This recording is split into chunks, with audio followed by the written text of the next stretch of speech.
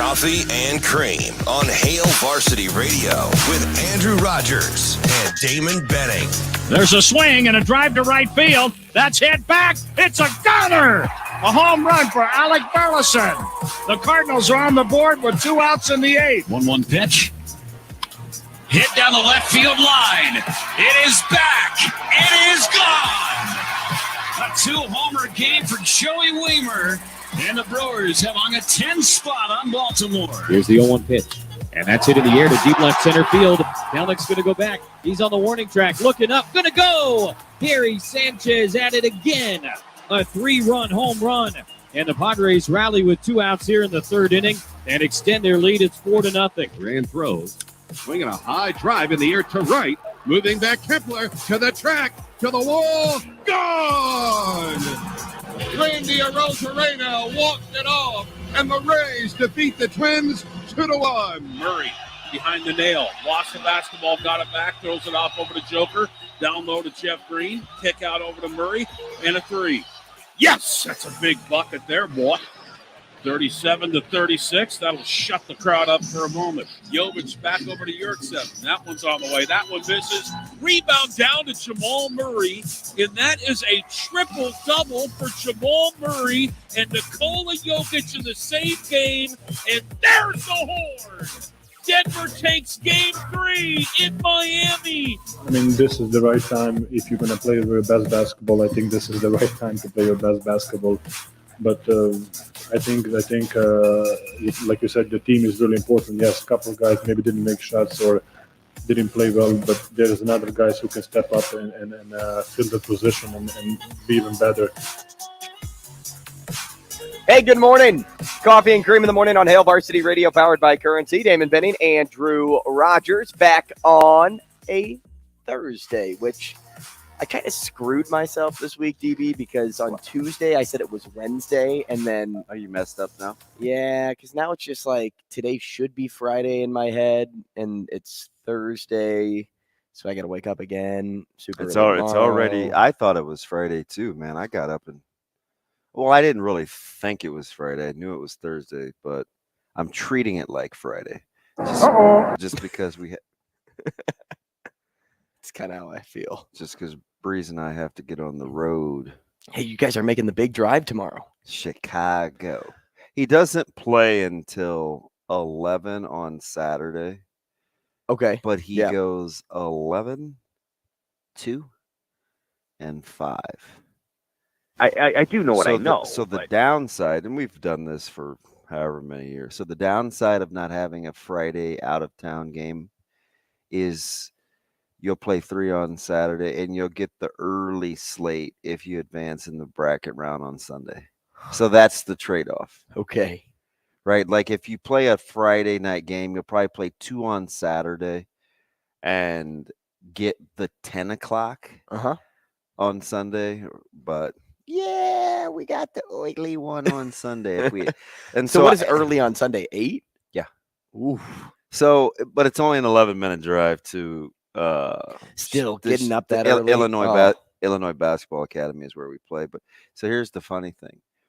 So when he sent me the schedule, I go, oh man, I said, for Chicago, that schedule actually works out well. 6.5 hour drive back. We could be back by, I can't remember what 5:30.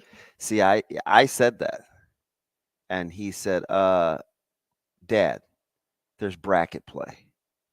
Like, my bad. This dude expects to be playing a couple games. So, we're staying. It's just funny how he said it. Like he's like, and he said the I'm like, this little chump. You counting us out, Dad? Yeah, I was like, yeah, my bad.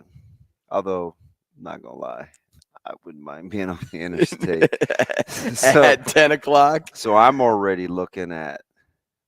I'm weird, right? This just in. I'm already looking at if we don't win on Sunday morning. I'm looking at places to grab breakfast on the fly and go, because I'm telling you, I don't know if anybody else has this problem that travels with their kids, But the back and forth on whether to get something on the road and go or sit down and eat or where that's going to be and if it's on the way out of town often wastes a lot more time than just getting on the road. Yeah. That to me seems like the obvious. Just go through a drive-through and listen, go. Man, we found a Jack in the Crack. I can't remember where we were. Someplace that had Jack in the Cracks, or Jack in the Box, but we drove like 18 minutes out of the way because people wanted Jack in the Box breakfast. I'm like, what kind of sucker am I for doing this? This isn't even remotely. How did I get roped into this? This isn't even remotely on the way. Nor is it probably what you want for breakfast. Hey, but quiet as kept though. Jack in the Box has some good breakfast. Yeah, they also have a really good munchie box to close down a day. What's a munchie box? It's where when it's about to close, like Taco Bell's pick six or something like that. They just basically throw everything into a box, and they're like, we need this to go before tomorrow. This is for the tokers. Take this and go. Stay green, pony boy. Stay green. Yeah. Shane, I know it was gold. Don't call me out on that. Ooh, speaking of gold, how about the haze in New York yesterday? Gold. Oh, so didn't those pictures look photoshopped? Yes. It looked like it was going to be a bad Stephen King movie or something. Like whoever looked like a zombie apocalypse. Shane, who wrote The Fog or who made The Fog? Mist? John Carpenter. John Carpenter. Jonathan Carpenter. Yeah, The Mist. Yeah, The Mist was Stephen King, right? Yeah, I don't know. It was one of those guys. That movie was ridiculously bad. Yeah, it's weird. So watch that. I'm not gonna lie, on Netflix, on the road at a basketball tournament almost a year ago. The Mist, or it was yes. So it was the one where they hide out in the grocery store. Yes, dude, such a bad movie. Hey, so your boy late because there was a fight that night too. I can't remember who fought that night.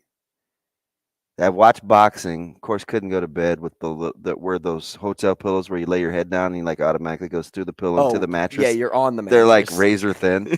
So I watched even when you stack them. I put Netflix on the TV with my accountant and says, "Are you home or are you traveling? Temporary?" But anyway, I was like, "Yeah, temporary. Get to where I'm going." I watched that sad show, and I can't tell you how often. During like a 25-minute stretch, I wanted him to just punch the lady in the grocery store dead smack in the right under the throat. I'm like, just knock her out. Why is she rallying? She's like promoting a mutiny. Shut your mouth, lady. And sure enough, she ended up getting it. But man, was she driving me bonkers.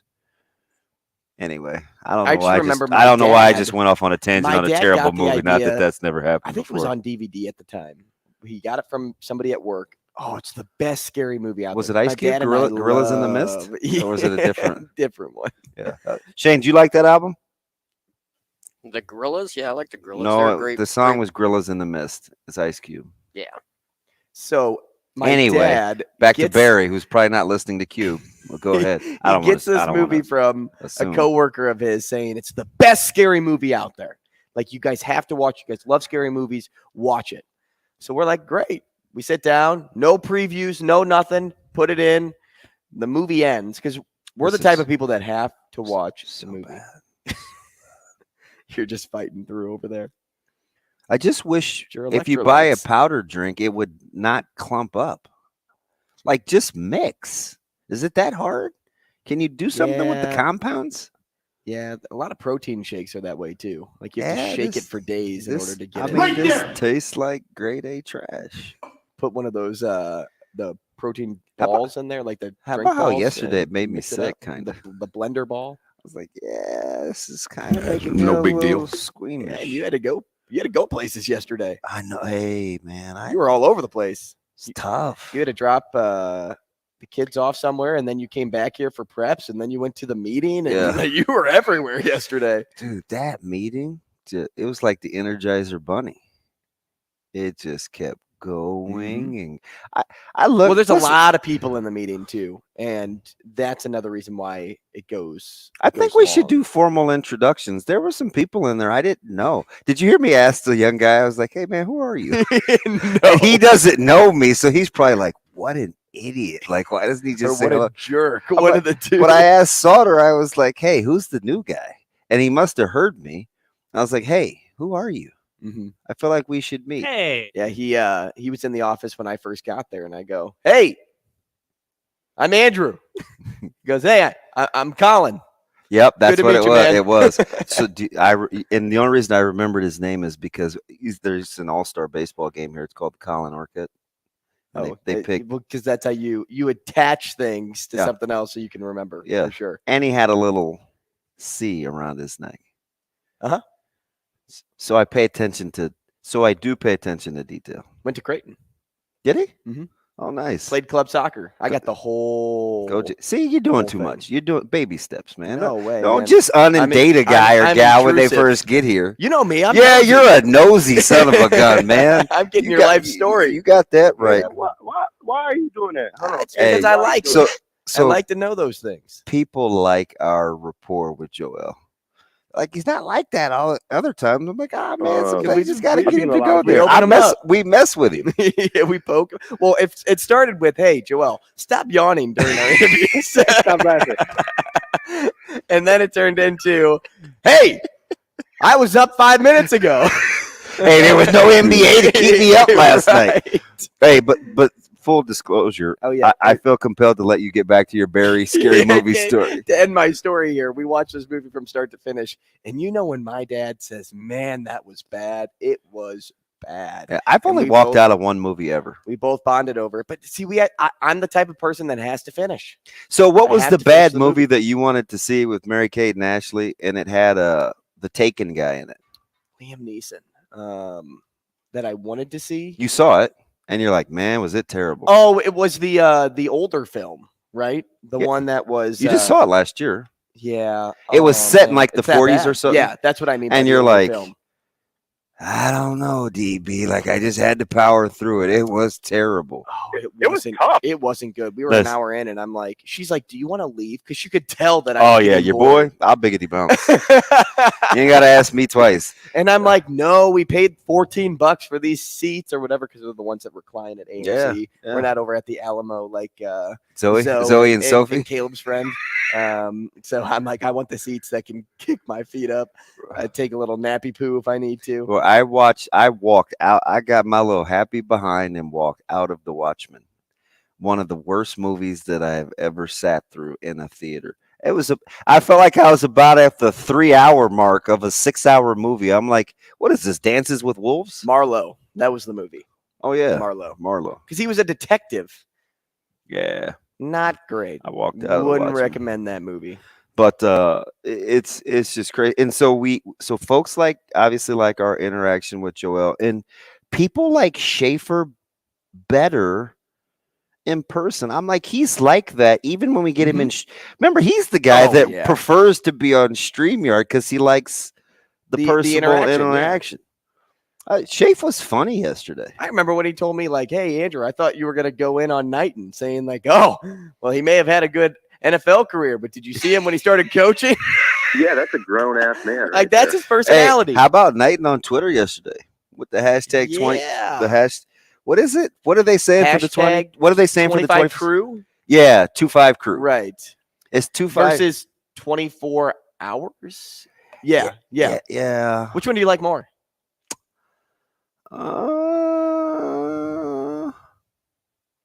Well, Caleb likes the 24 hours. I kind of like that more too. I'll go with 24 hours. I don't really care, to be honest. Oh, but you're not one to pinpoint what hashtag's better than the other. No, but then again, he's down there tomorrow flipping. Yeah, you had that all day with Cooper. That hype on social media yesterday. What was that? Oh yeah. The regarding the 25 recruiting hype. Yeah. For me, like sometimes though, I'm just like, guys, like let's wait for the player to do it. Like let the player. Okay, I get it. I get it. I'm with you. Don't. Like, it's his moment. Let the player shoot his shot. But I do think sometimes the players kind of like the speculation. It's kind of a weird week for Coach Rule, right? Like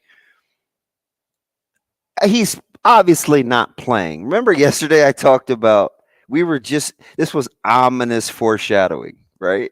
I said camping versus glamping. Yes, you did. Glamping is like fake camping. You're not really roughing it. Camping that I do. Fake camping. When Coach Rule camps, Oh, he's camping. He's looking for something. And I think there are a lot of people that figured that out over the last week.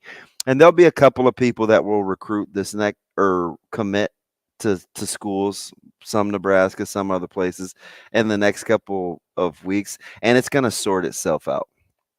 Because all the homers that make excuses for people and say, when he could potentially go to Nebraska, it's and then they'll go someplace else and say, oh man, see, just didn't add up. But then guys that they didn't really like that will say yes to Nebraska, it'll be like, oh man, can't wait. So I can't wait because so far, and I said this yesterday on yes, I don't know who I was talking to, Sip, maybe somebody online, and I'm like, you know what? As far as I can tell, there's not a lot of these recruitniks that have it right. Wow. Just kind of based on the limited information I have, right? Yeah. But it will reveal itself. And how about the conversation that I had with Shafe off air? He talked about he was at Westside. And I said, hey, I'm going to tell you about a guy. No one is talking about this guy. You talking about Cotton? Keenan Cotton. I told this to Schaefer a week ago, right? Because that's why I love Shafe. He wants to do his homework. He always wants different angles. So I said, hey, pay attention to this guy, pay attention to this guy, pay attention to this guy. Those guys are off the grid. Like, you want to go first? Focus on that guy.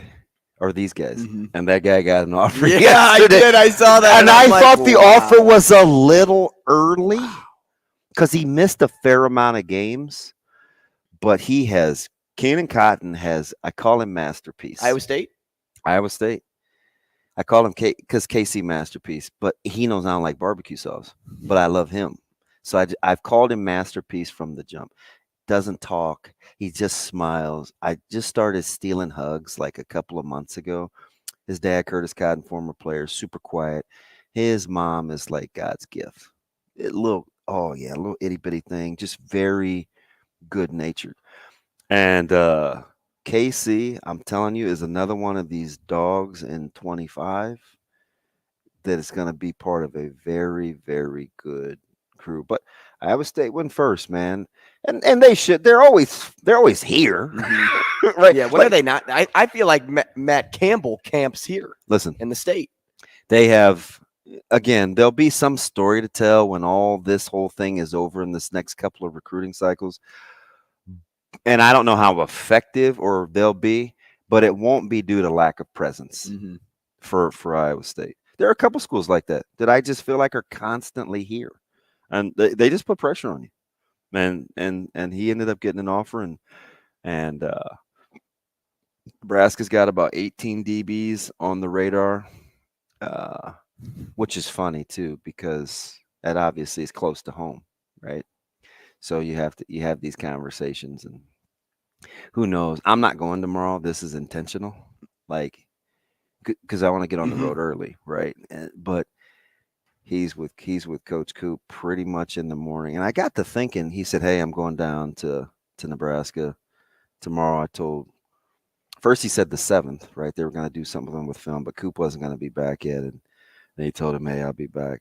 I'll be down on Friday. And I got to thinking, he told me last night in the kitchen, I'm like, has this dude ever driven on the interstate? I know he's been on Dodge Expressway, but like, I'm not going to be here. Like, this dude's just going to be rolling back and forth to Lincoln. Like, are we good? Are we good? Are you good with it?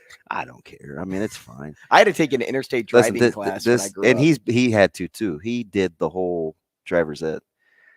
He's the type of kid that'll put that thing on 79 and chill. No, I'm not kidding. I'm for it. His brother asked him for a ride till he has workouts this afternoon with the other St. Louis fan, Jordan. And he asked Caleb for a ride. He said, Micah, I'm not trying to get gas until tomorrow. I have 107 miles left, and that includes a trip to Lincoln and back. We'll see. Okay. I said, that is my son. So it's a crazy recruiting week. Yeah. And then Schaefer called his shots. He was pleasantly surprised. Because I'm telling you, like, obviously you know these teams, right? I'm like, Millard South feels underrepresented in the recruiting cycle. I've said that like for a month or two. And I'm going to say it again. Millard South is grossly underappreciated in the recruiting cycle. They have a lot of good players. Bellevue West found that out yesterday. Bellevue West has a lot of good. There's just these schools. There's a lot of good players. Millard North kind of underrepresented for all the love that Vermont and Newberry get. They're still underrepresented. Like it's going to be very interesting. And we were talking about the Davon Hall news. Sauter should have broke the story. He should have. He had it. Sauter should have broke the story. But we'll let him talk about that tomorrow. Can you see this dude just picking up the phone? He's like, "Damn it!" I can hear him calling in now. And he calling in now. Full disclosure, right? Like he didn't want to put it out there because he thought he maybe made a mistake in the interview. Mm-hmm. But as Davon Hall pretty much says, yep, won't be. He was open and honest about it. Yep, not coming to Nebraska, no official. They just aren't really interested. Mm-hmm. Peace. I can see, though, with Sauter being such a relationship guy. Correct. He doesn't want to. Because if he were to post that, and maybe there was a conversation of, hey, man, like, just don't put that out if you don't mind. Like, and I don't think there was, because I think Sauter just made the executive decision just to withhold that relationship. But yeah, he had the best opportunity to do it. I also don't think he thought anybody else would break it this early. Yeah. Well, I mean, and Devon was pretty. I mean, he's pretty candid. Mm-hmm. Oh, it didn't seem like he was trying to hold back that info at all. Yeah, and coincidentally, his partner in crime, his running mate, will camp on Saturday. But good on Nebraska too for being open and honest with their recruits. What have we been saying all week? Transparency. Listen, don't ask the questions unless you want the answer. Mm-hmm. And that's just how they're going to be. And sometimes, though, getting that answer is the best thing for you because now you can really focus on the next step. I just get the sense, the whole value worth thing, and let's save it because Michigan Lance is on. He wants to talk Coach Rule. Mm-hmm. There's a value worth thing that we talked about yesterday. You got me going on kind of the in-state and how it should be recruited, and Sam dropped you have to recruit it like Kansas City. Shafe yesterday said Texas. The whole value worth thing, because if you want it to be a two-way street where Nebraska values you as an in-state recruit, I get the sense you better do it right the first time, because if communication is a two-way street, remember that door swings both ways. And no words get forgotten. So I think we act one way. Yeah, that's still there, even if you change around your mindset. I think we better get into that. I'll issue my PSA on how I think this thing is going to go. I'm for it. Also, value versus worth in that messy deal. Or how about Roy McIlroy, who all of a sudden, changed his mind. I hate Liv quickly. But this is going to work. This is going to be good for golf. Bryson DeChambeau needs to stay off social media. Just you are not supposed to be the voice of this. Nobody's perfect. Wrong choice. Wrong choice of words. Well, we'll see. I'm pretty confident in that. Stick around. We'll be back. Rogers and Benning will be back in 5 minutes.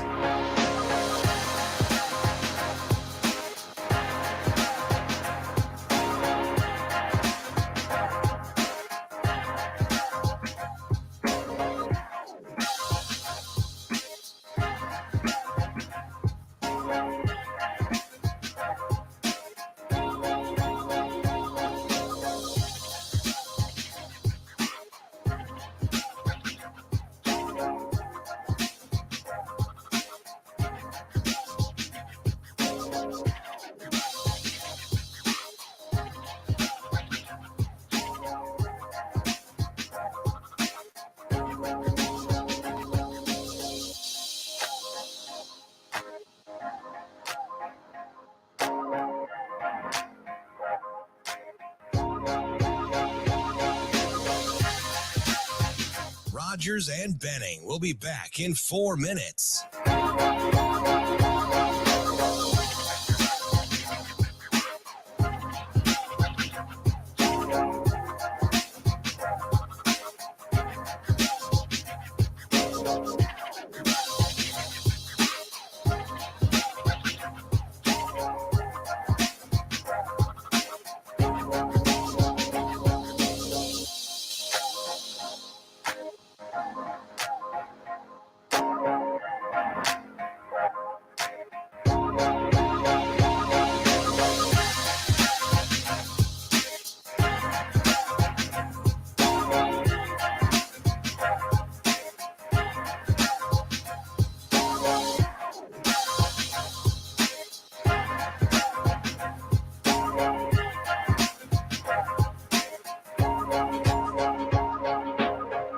Rogers and Benning will be back in 3 minutes.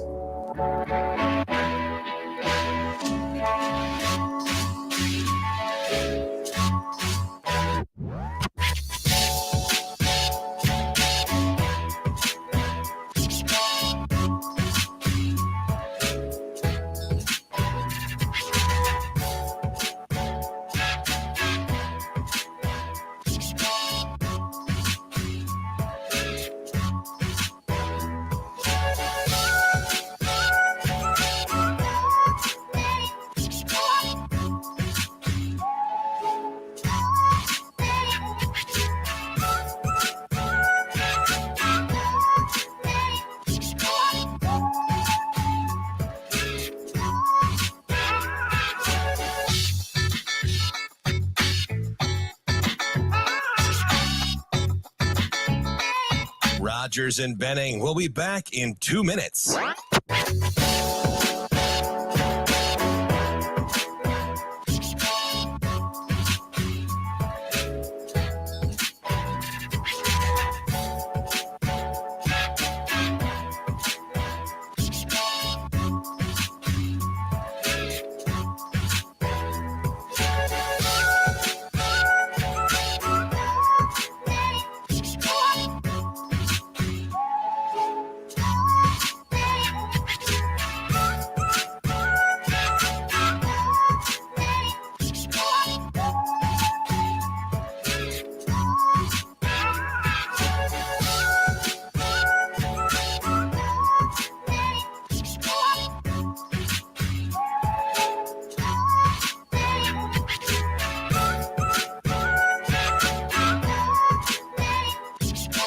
Rogers and Benning will be back in 1 minute.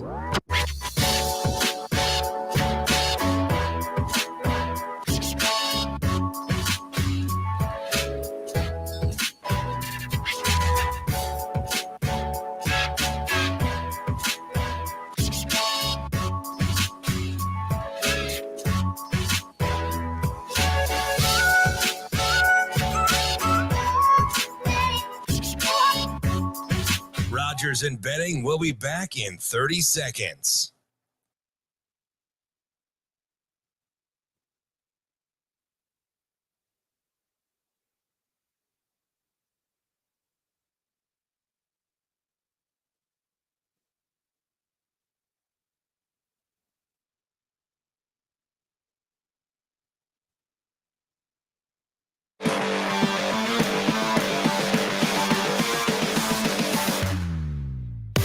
Coffee and Cream with Rogers and Benning on Hail Varsity Radio.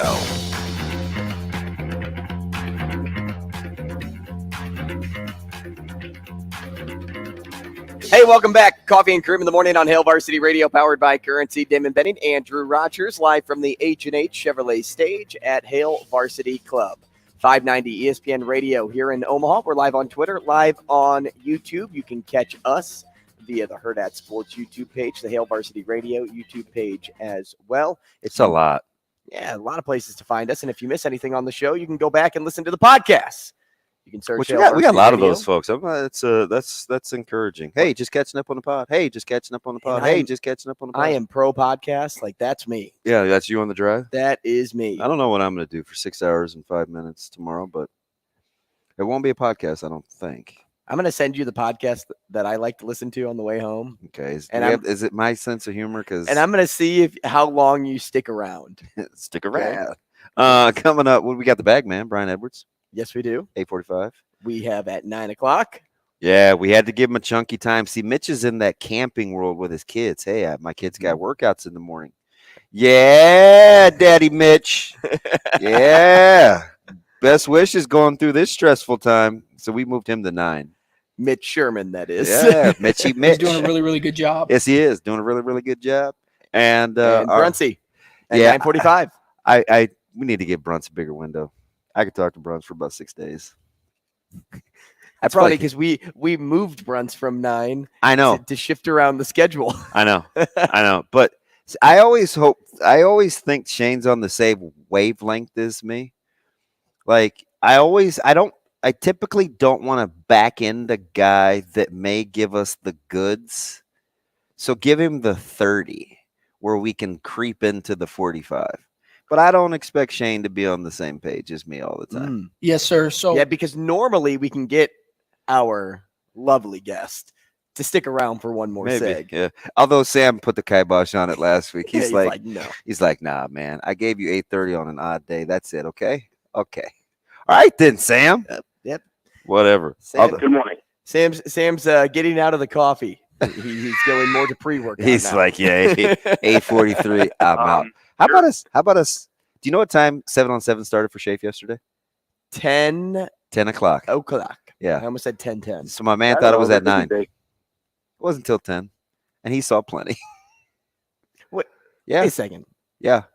He bounced, though, at 8:48. He thought it was originally at 9, like everybody else. But apparently Bellevue West and Miller South went at 10. He's just getting a tan on while he was out there, right? Yeah. Well, he rolled up his sleeves. Yo, I'm Mr. 24/7. Mike Schaefer with a little hair coming through his hat. Hey, so the more that you're around this thing and you see how Nebraska's recruiting, what would you, I'm putting you on the spot. So if you need to look it up, you can. What would you put the current wish list? Like if Nebraska had their top 3 wish list, now that Devon Hall is apparently outro. Right. What do you think Nebraska's top 3 wish list is? You don't have to give me the order, just top 3. In-state for 24s. That helps. Well, it does. You don't have to get your Google game. Well, I was gonna say Gatlin. But isn't he 26? Is he? I think so. You talking about the fast track kid? Mm-hmm. Yeah. I hope he can play. In-state, we'll go with. Gosh, because I don't think McMorris is going to end up at Nebraska, even though No. Even if he does or doesn't, let's just say wish list. Not where you think the kiddo is going. So take that out of it. Eifram. Okay. Benning. Okay. And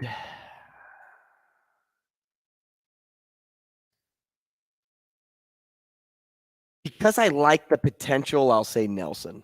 Yeah. Because I like his athletic potential. I think he's raw.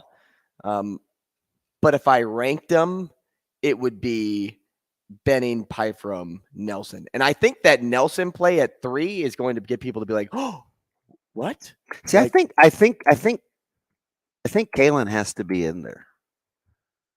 Do you know why? So since he's already there, that's why I didn't factor him in. But they made a concerted effort to go back and get him.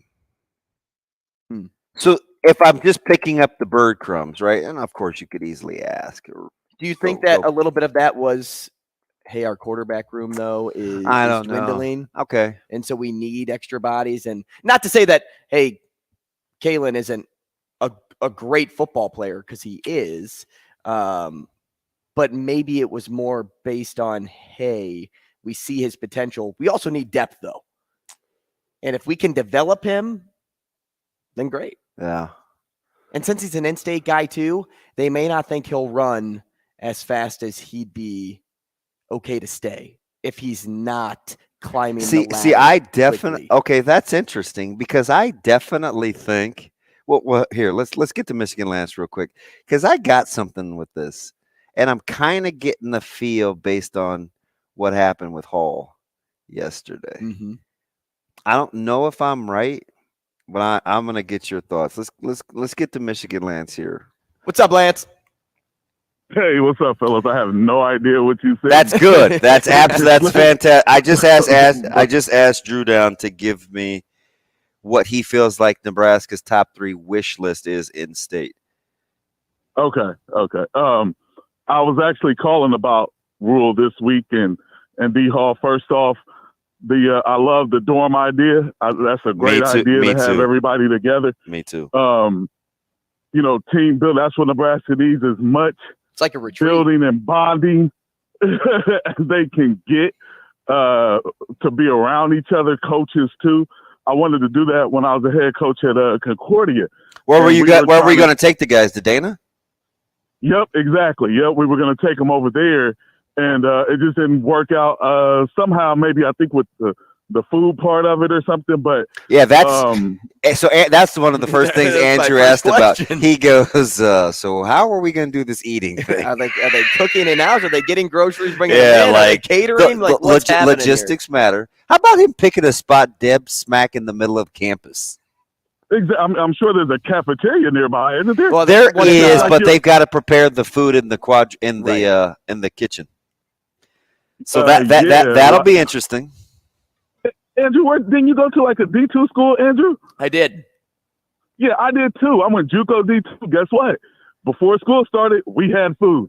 So it can be done. Hey, Lance, it's not about having the food. It's about like who's the cooking preparation the food, for 200 when people. They're getting the food, because it's not like, hey, school's in session, so the school itself is like getting U.S. food trucks there. Like I'm wondering who's going to Hy-Vee. Are you serious, man? Listen, I played college football, D2, and he junior gets college. so mad. I didn't think an argument was going to spark. Let me tell you something. If we can find food in Fort Dodge, Iowa on the August 9th, if food trucks can get there. One of the few athletic departments where the surplus can find money for food. It's not about the truck getting there. It's about the logistics behind it. I was asking a question of, if they're going to eat, Andrew, what are they going to eat? Are they catering? Andrew, are they getting groceries? Who's cooking? Andrew, they make too much money for those. Those are poor people problems. What are you talking about, man? Like, where's Nebraska football going to find their next meal? Are you serious? Man. Come on, man. Come on, come on, man. It's too much money to be made. Andrew, those are poor people problems. A simple question. Just logistics. I just kind of wanted to know the agenda. Weird. Listen, man. No, we ain't doing that. Anyway, I like D Hall. All right. Hey, I like the dorm things rule, and I like being up front with D Hall. Hey, man, listen, you're just not our guy. Best wishes, good on D Hall, accepting it and saying, hey, okay, no problem. Like DB says, and I say, hey, man, just be truthful. Tell me everything, transparency up front, instead of dragging this thing out until December or January and pulling a plug on a guy. And that happens in college football all across this country. That's why I don't like when people say these kids need to be loyal and these coaches sit up here and pull the wool over their eyes late in the game. So good on Rule. Hey, just because you may not like it, at least you know what's going on and how to move forward. And that's so right now, in the moment, since Rule is taking over, I like what he's done. And it's still, outcome on the field has to be done. But what he's done so far in the offseason is really good. Stop worrying about food when you're rich. Come on, man. Hey, very mature second part of that response, very immature beginning. Lance, we appreciate you, man. Oh, shoot. Man, who would have thought he'd go all in on the food? I ask questions. Man, listen, I can't explain it, man. I don't know. I'm here for it. I'm going to tell you about I think this stemmed from something deeper. I need to know, like, what food mishap he had at Concordia. We're going to get into the rules of engagement. We'll be back in a moment. Rogers and Benning will be back in 4 minutes.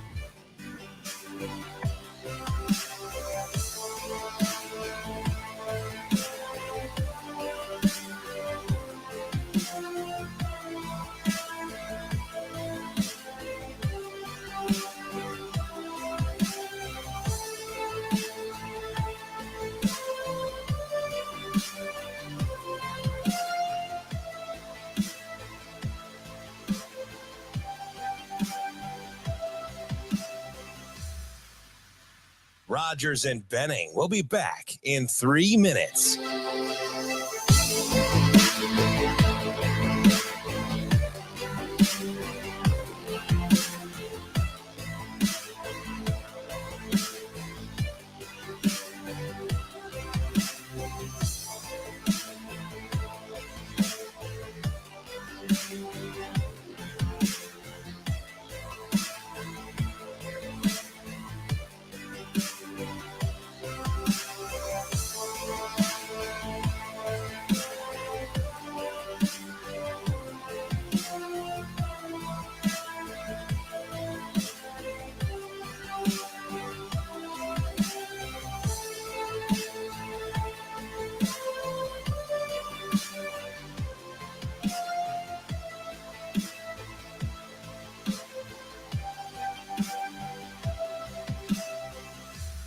Rogers and Benning will be back in 2 minutes.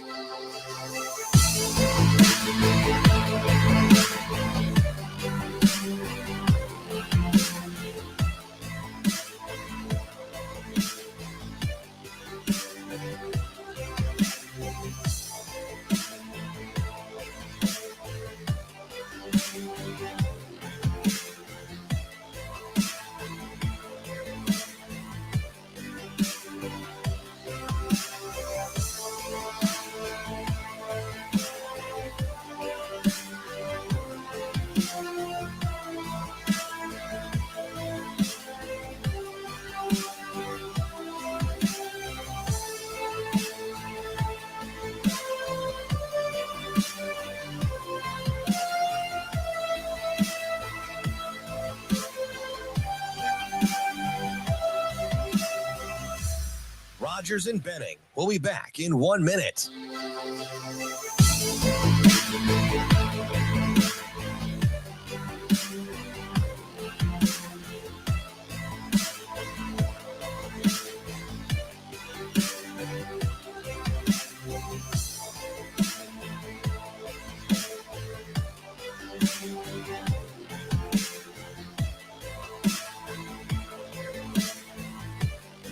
Rogers and Benning will be back in 30 seconds.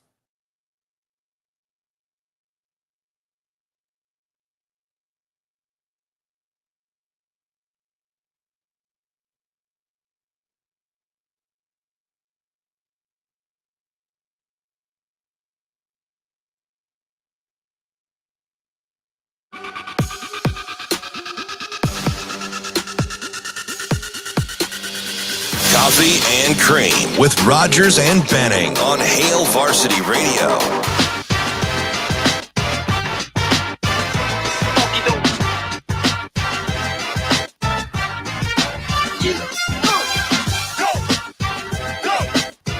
Hey, welcome back. Coffee and Cream in the morning on Hail Varsity Radio, powered by Currency. Damon Benning and Drew Rogers. We're just fighting. Meal prep is not an issue or a question to be brought up out here talking like NU football's on food stamps or something. Thanks, Lance. Keep it going. Keep it going. I think he missed the whole thing. I think he missed the whole You just wanted to know about like the logistics of food prep. Well, and I don't know what's in the Selleck. I asked if there was a cafeteria in there. Yeah. And you said yes, right? Yes. And so that makes sense why they chose the Selleck. But that is and I know what Nebraska would say, right? Nebraska would say that's no different than us having groceries with the training at the training table, right? We prepare the food there. We have our kitchens. We have the big storage spaces for the refrigerators. We're just moving it to a different location. There's my answer. That's probably what they would say, but I'm telling you, like the excess in which you have to be able. So you know where the real stress would be? How much do we need? Because see, at the training table, you can always go back and make more because it's in excess. So if you're going off-site, just do a good job calculating. Okay, hey, typically when we feed 180 people, or how I'd say about 180. When we feed 180 people, no, let's say 200 to be safe. When we feed 200 people, this is about the amount of food we take. So then you have to buy it and have it over there. I guess if there's excess, you could move it back, but you maybe would overshop in the short term. Yes, indeed. But it's just funny, man. Like it wasn't if they could afford the food. Yeah. It was how the food gets there. Gets in there. Severe said, sometimes I wish I had less food in the house. Fat people problems. I got to show you what this dude had on both his gas savings for both grocery stores. It's ridiculous. This dude has to go to the grocery store every single day. It's ridiculous. Like how much off on the gallon? Yeah, so I'll give you, I'm not going to put his business out there fully. Yesterday when he got gas, the at the pump, it started with a 1. So he had like $1.50 off? You know. Well, I know that if you spend and it's hard. It's harder now. $100 at Family Fare, you get 50 cents off at QT. I'm not saying that that's where he went. Hey, by the way, the 9th and 10th, I sent you. I don't know if I put you on there. I put him on there. The ones that Boyce gave me, the sales at Fairway for the 9th and 10th, they got some more specials. You get bacon for $5 a pound, or $4 a pound. And I don't know how you feel about bacon. By the way, gotta have that bacon. By the way, Johnny the Pigs, bacon. Unbelievable. Yeah, I don't know. There could be bacon involved. I would have eaten that raw. It didn't. Hey, That's so how good it smelled. My mom would probably call in 888-638-4876. You know, I used to sneak raw bacon. I ate it as a kid. That's why I have 0 sense as an adult. I think like the worms ate away at my brain. But I mean, other people eat cookie dough. I can't eat raw bacon. I said other people. You know what I wanted to say, right? Yeah. I can eat raw bacon if I want to. You ate cookie dough. You're fine. But mine had no eggs, though. Yeah. Well, you know, whatever. Although I did eat raw cookie dough with eggs. Devil's in the details. So, you know, we were talking about the rules of engagement. Yeah. RHULES, and we're talking about in-state, out-of-state. So this whole value versus worth thing, because I sat on this all day yesterday after we got through this, because there seems to have been a disconnect the last 20, 25 years with in-state versus out of state versus, you know, is it a miss? Or is it just not fit the program? Like we've had these conversations for years. Oh, other guys going to play other places and this, that, and the other. And I said, not everybody's a miss, right? So not the mist, a miss. Yeah, with 2 S's, not like Cube Gorillas in the Mist. Or who was the Fawcett lady who was studying the apes and she ended up dying up there? I think Sigourney Weaver played her. First name Jane. Jane Fawcett? I think it's Jane. Something, yeah. Who studied the apes in the? Sigourney Weaver played the person in the movie. Yeah, from the 80s. Yeah. And I think it actually was called Gorillas in the Mist.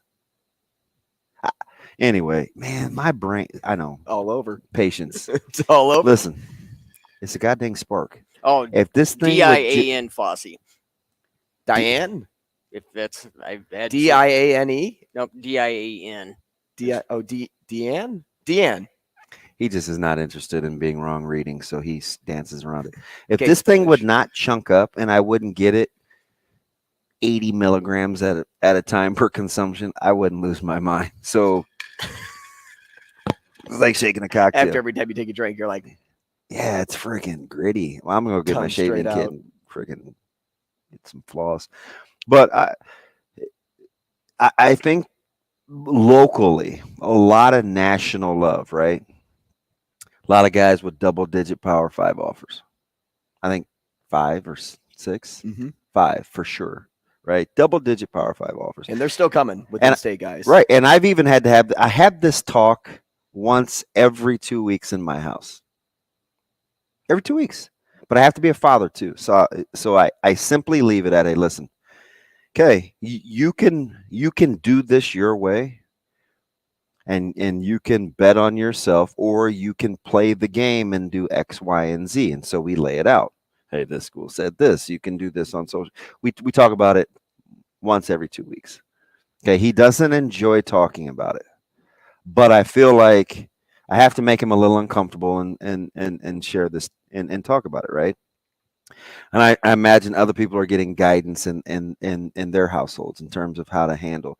Because it's easy to fall in love with yourself based on these last 2 cycles, right?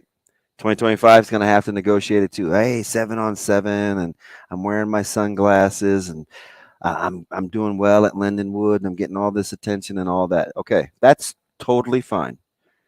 Enjoy the moment, embrace the recruiting process. But I think I have an idea of how Nebraska is going to handle this. If it's a two-way street, and you're sitting up in your seat. I'm ready. If this is a two-way street and they're extending you hey, all things being equal, we'll take the in-state guy, but you have to give us something back in return because we are trying to build a program. I want to respect you. Mm-hmm. In return, you got to respect us too. So I would be very conscious. This is just me, and somebody from Nebraska probably call or text and be like, dude, you just killed us. I think this staff strikes me as the type of staff that if you're an in-state guy and they've recruited you to the fullest and you don't pick them and you go someplace else, that's fine. They will cheer their brains out for you. Just don't come back. It doesn't sound like, they don't seem like the type of staff that would be like, hey, man, this is my new Steve Perry Journey version of Open Arms. Come on back. That seems like, harsh. I don't get, but so are they not doing their due diligence? No, they are. Okay. In full effect. Right? Like, but they expect now if they were half-assing it, the player, if they do it too. Yeah, right? Like if they were half-assing it and like, oh man, come if you want. Come as you are. Did you sing that song in church? Come as you are? So no. In the name of Jesus. Anyway. I'm like you could get it from me singing. You sang Nirvana and Come As You Are in church? Huh? Wait, Nirvana. Come. Oh, I know that song. Yeah, Come As You Are. Yeah. Sing it, Shane. No. Don't you kind of get that sense? No, but here's where I think about where it could be a little bit different. So say you make a decision. Are you saying, okay, maybe I'll ask this question. I don't know what I'm saying. I just get the sense, right? It's my radar is definitely up. Like if you had, we'll just say Carter Nelson, for example. Okay. He chooses Georgia. Okay. Doesn't work out at Georgia. Don't come back to Nebraska. So, okay, that's my question then. Why is it, and I don't know how the recruiting process went ahead of time. Do you know where I'm getting this from? I do. I'm going to ask this because I don't know the answer. Okay. With Trout. I hate when you ask me these things. With Trout. Isaac? How was the recruiting process with Creighton? Good question. Very complicated. So I think there was some miscommunication on both. I think Creighton at the tail end thought they had Isaac. I think they thought they had Isaac. Isaac kind of at the last minute kind of went full circle. Mm-hmm. Now, actually, he did a 180 because he didn't come back. I think, can I say this? I think Isaac thought on his end the relationship was a lot more icy than it really was. I think on Coach Mack and the staff's end, they kind of understood how it played out, even though they thought they had him, and he chose Virginia. Coming back, I think there was some trepidation on Isaac's part because he didn't know if Creighton would want him. Right. Okay. Creighton was cool from the jump. I'm like, oh yeah, we'll figure out a way to make this work. Come on down. So it depends on the school. And I also think basketball is different than football because typically once a kid commits somewhere, most schools don't continue to recruit you. Already? Football seems to keep going. There's something Rule said that stuck in my craw about 2 months ago about going first in loyalty, where there's something about the kid that says yes to us before we've even proven anything yet that endears himself to my heart.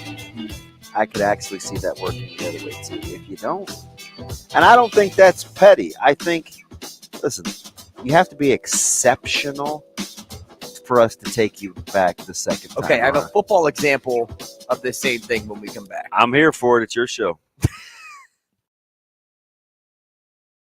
Rogers and Benning will be back in 4 minutes.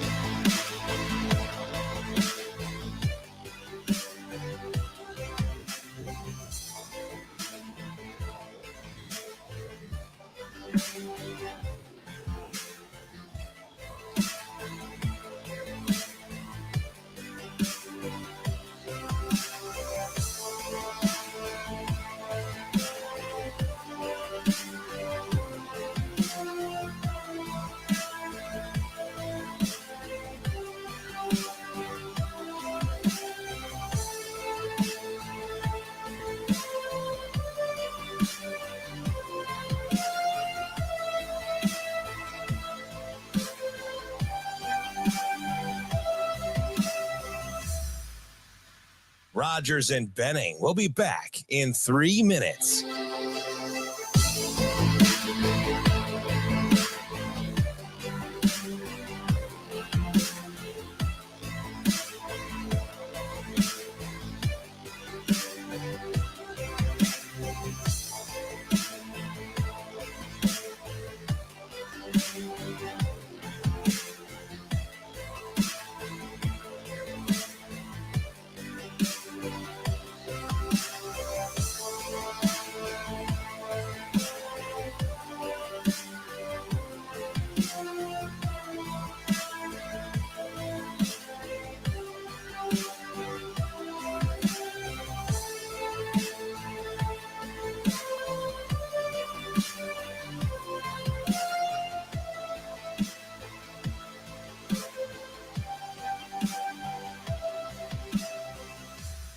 Rogers and Benning will be back in 2 minutes.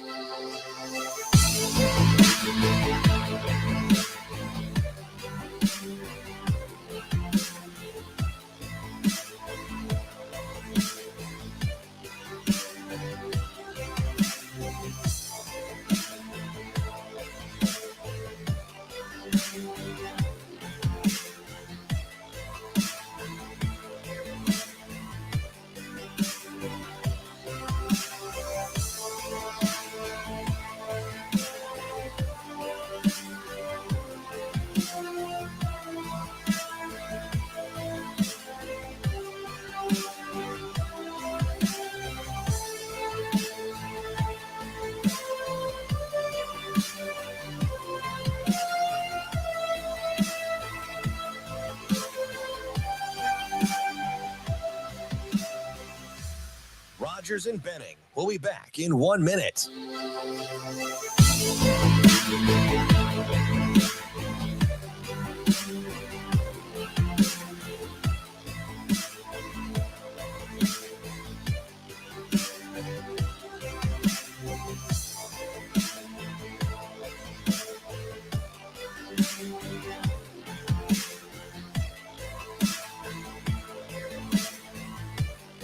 Rogers and Benning will be back in 30 seconds.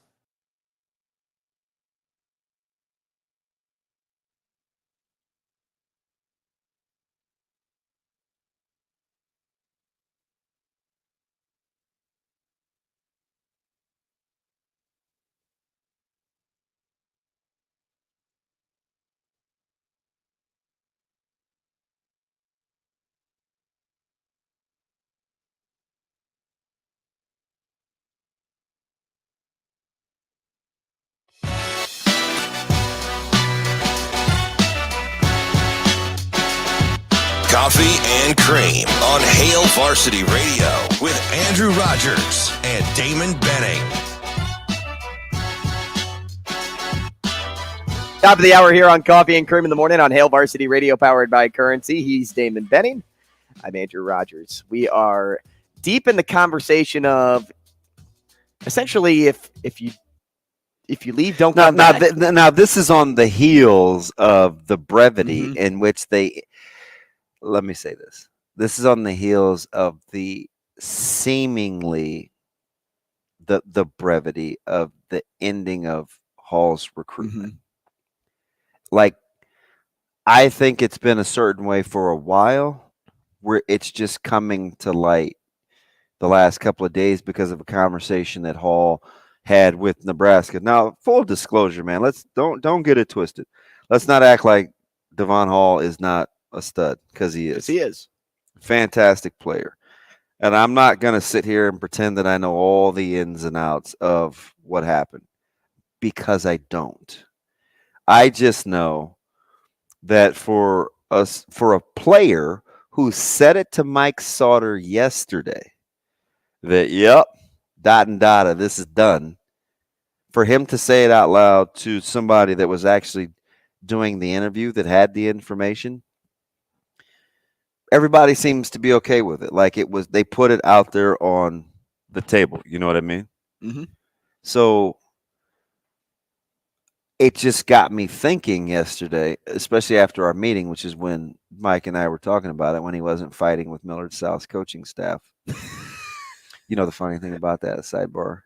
Schaefer sent me a text at like 10:30, and he's like, whoa, I think I've seen Sauter the most upset I've ever seen him. Yeah. This is crazy. And then to get Sauter's version of the story, it ate him up. Well, and I said it reminded me of the Gretna story that he shared on air. Oh, yeah. When fans got after him about for favoring one end over the other. And Sauter's like, do you know me? And full disclosure, I think some barbs were exchanged with Millard South. And I think they were, I'm not vouching for them, but I like those guys, especially Nolan, right? Because I've known him a long time, and I know some people don't get him. It's fine. Like, that doesn't. I'm not that insecure. I like him, right? Like, if I'm gonna go into battle, I kind of want that guy with me, because he's gonna try to figure out a way to come out on top. You may not always like how he does it, but whatever. Like, I like him, and I think he was joking with Sauter about. It's the age-old thing. Shoot, my daughter was mad at Sauter when she was a freshman over saying things about one team versus not another. I mean, it's just how young people are, right? Like, oh, you like those guys more than me. Like, your own kids will do that one day too. You're gonna be like, man, come on, little Timmy. I like Sarah's much. I did just give you Timmy and Sarah. You may go with different names.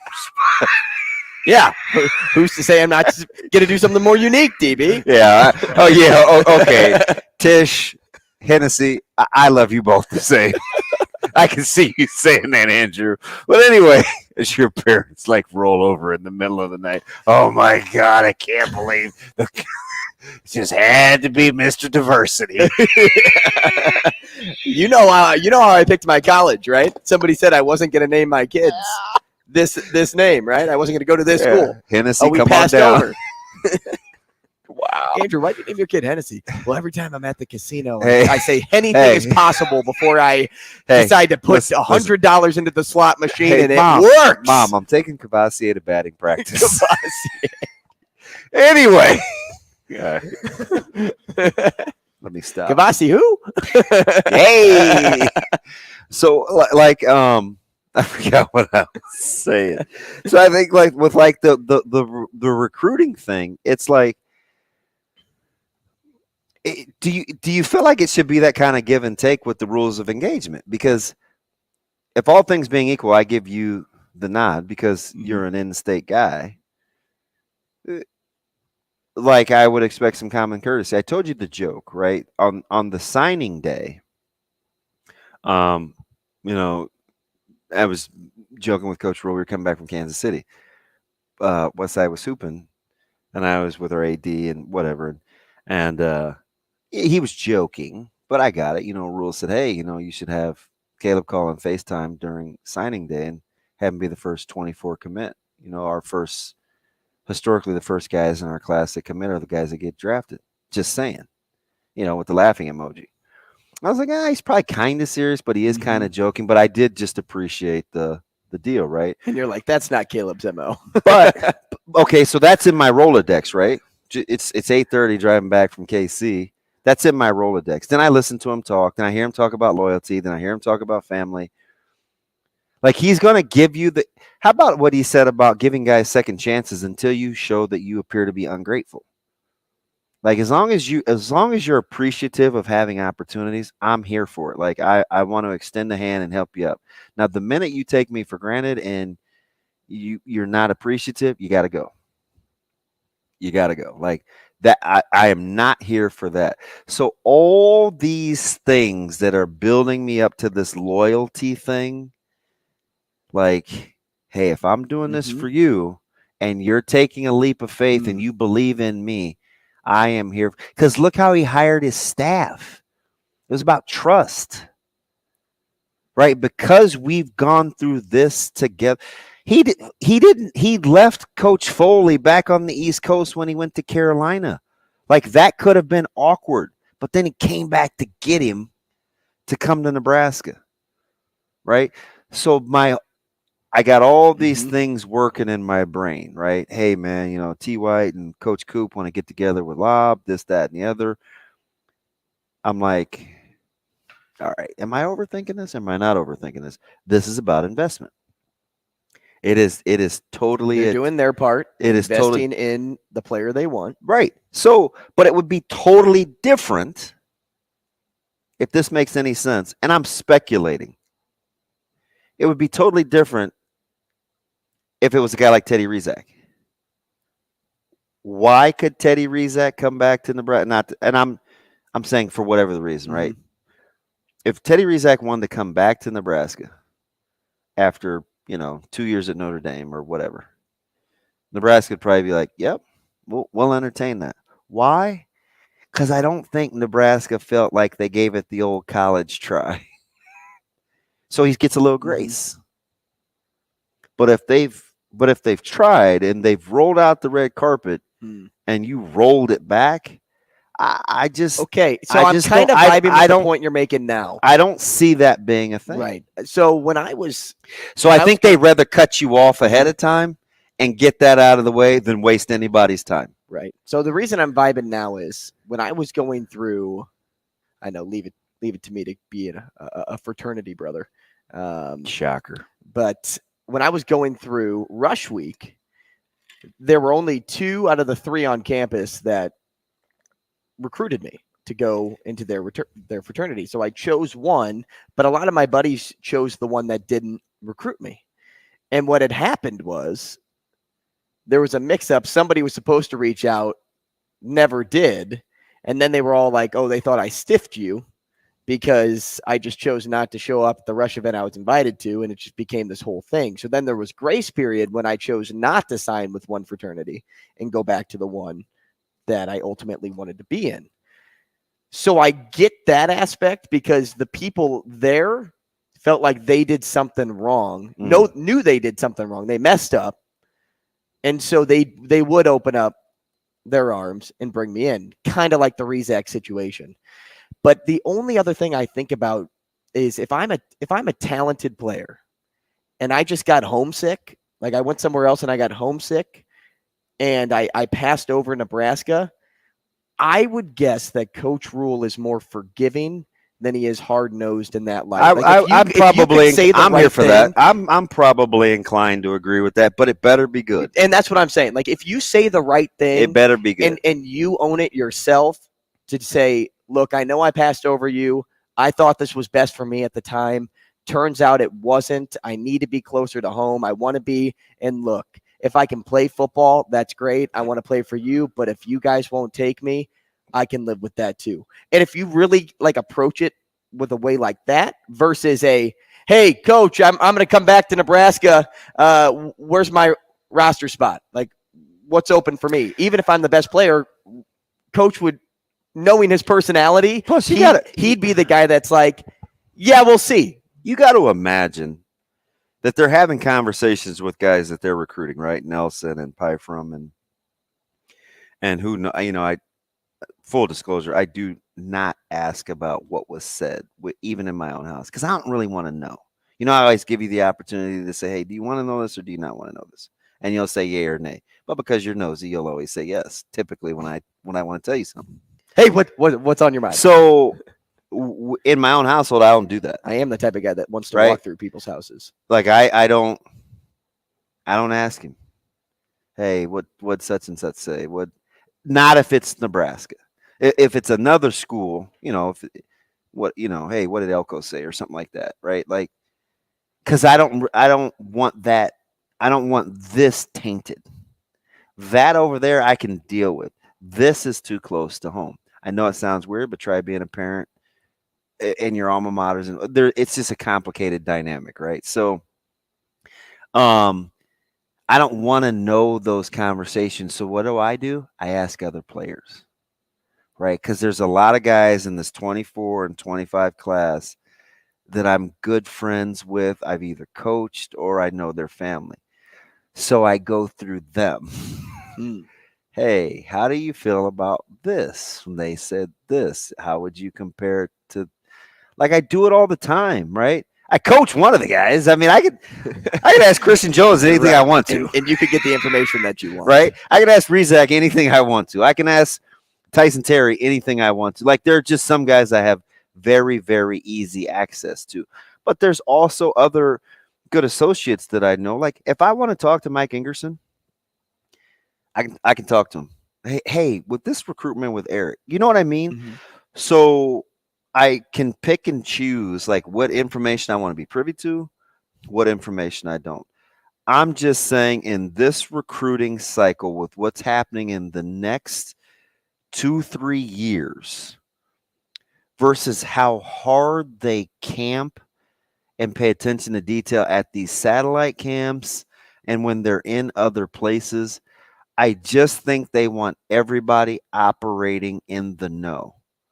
So if they're going to be super forthright and super authentic, I think the part of the rules, the RHULES rules of engagement, is the respect has to be a two-way street. I firmly believe that. And I can get behind that. Right? It's like, it makes sense because that's just how he likes to operate. It's the culture that he's building. We just had a school, and I know one of the guys is, they told him, listen, he's top 2 on the board. He's with this guy right here from this state. But this guy has been on campus 3 times. We have yet to see your son. As sure as I'm sitting here, I asked my head coach. My head coach is sitting right here next to me. Do I want to bristle up at that? Do I want to talk about basketball and some other things? No, because he's not here for the excuses. He's just simply giving me the facts. Right. I've seen this guy from this state, which is 600 miles away. He's been on our campus 3 times. You got to let our coach know, because historically we have not had good success recruiting legacy kids. I said, stop the conversation. We're not having this legacy thing. Stop using that word around me. He doesn't want to hear it. I don't want to hear it. If you want him, recruit him. If you don't. Take me out of the equation. There was this awkward pause. Coach Samanji's putting his head down like, oh, my God, I know I hired this loose cannon for a reason. He just tells it like it is. You got to take the good with the bad, Coach. Don't mind this dude. That's probably what he's thinking. He doesn't say a word. Meanwhile, he throws away the key. Well, they came back in 3 days and wanted to work out. So, but I just think that's the kind of, if that school's having that conversation, you don't think Nebraska is? Like, how relational are those guys? Like, they're trying to get in there, right? You think it's all coincidence that 1890 is having an event in Texas when they're camping? It's not coincidence. It is everything is on the calendar. It is by design, right? What did we say 3 weeks ago? Nebraska was trying to work out. Hey, you got collectives, you have 1890. I really think they're trying to figure out a way to play nicely. You can do this with this group. You can do this with this group. They don't have to coexist. Now, 1890 couldn't help themselves on the tweet. They said, we continue to be the, like they just kind of, right, which is fine. I'm not, but at the end of the day, when you want to be a well-oiled machine, everybody's got to be in it together with a common vision. And that includes the staff talking to these kids. So it can be cool to be being recruited. But I said this 3 months ago. I said it on Twitter. Fall in love with the kids that enjoy playing more than they enjoy being recruited. Because for these first couple of years at Nebraska, you cannot hang your hat on folks that are in love with the process. You're just not going to win that way. Because I don't know if anybody's that gifted where you make those compensations. Now, there are about 4 or 5 Sunday talents, but there are fewer talent versus mental makeup to be a Sunday guy. There's if I'm looking at both, will you eventually have the physical attributes and the wherewithal to be a Sunday guy versus having one or the other? Some guys will hang in there all day long.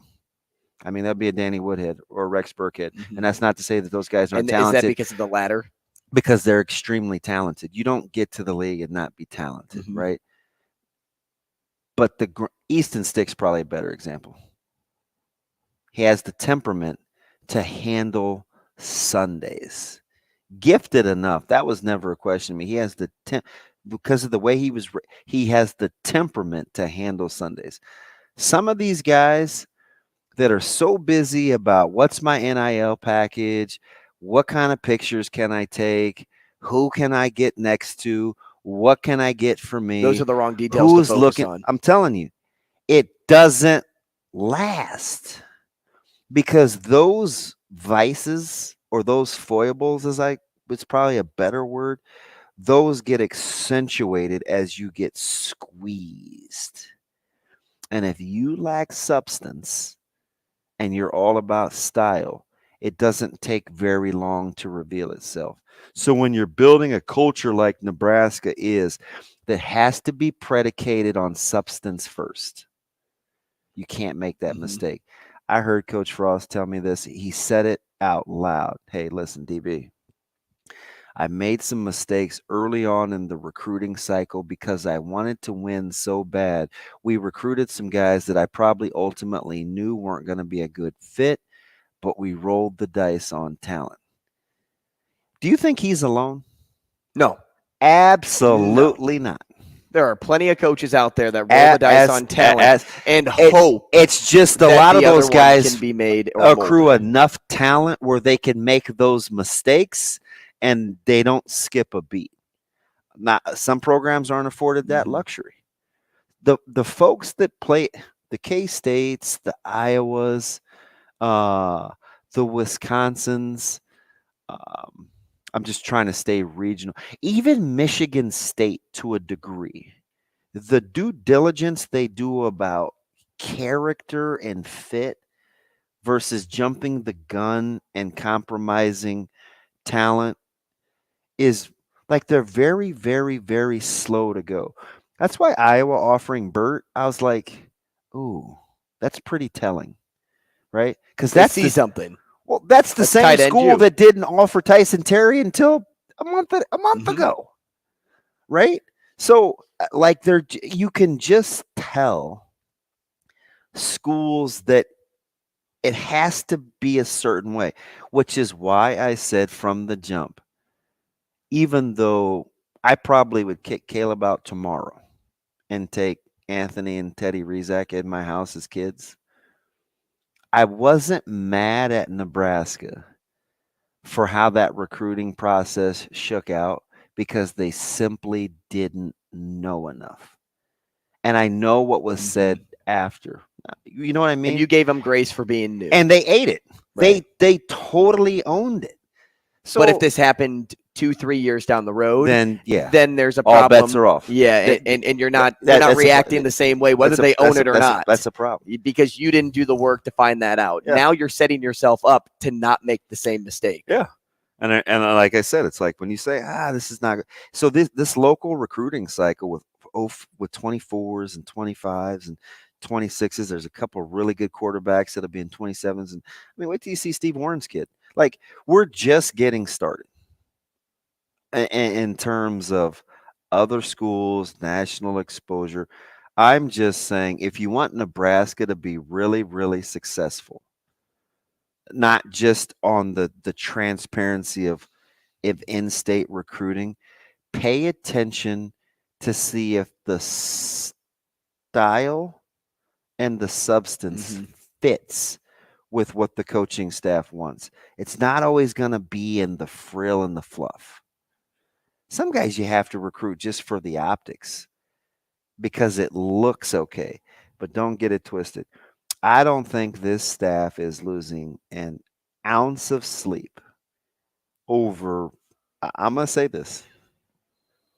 I don't think they're losing an ounce of sleep over not getting anyone in these next 2 recruiting cycles if they've maximized their effort. They just won't. They're not going to bat an eye. I don't care if it's because they always move forward. They're always moving forward. It's the only way they know how. I don't care if it's my kid. I don't care if it's Kalen. I don't care if it's Terry. I don't care if it's Christian Jones. I don't care. They're not staying up at night. It's just not who they are. And you better understand that if you're being recruited. It's a very fine line to walk. You want to be wanted and you want to be treated the way that you want to be treated, but you better understand value versus worth. That's why we have those conversations once every 2 weeks. You better understand value versus worth. Yeah. And if you want the benefits of being in state, there's a certain amount of responsibility and maturity that comes with that. Yeah. How do they see you? Do they see you as a diamond before it is cut to precision, or do they see you as the precision? I just don't see these guys getting token offers in state. It's a tough staff. You got to earn it. You've got to earn it. Like they just have their procedure. And they're finding their rhythm. Right. And Ken on YouTube, fitting exactly what we're talking about here, he asked, does the fact that they are rebuilding make the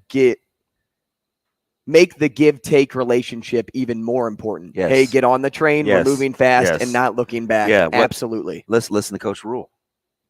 It's the momentum thing I talked about with DC yesterday. And you're probably privy to more than most, but so how many times has he intimated or flat out said there's something about people that commit to us before we're even really good at what we do that endears itself in my heart?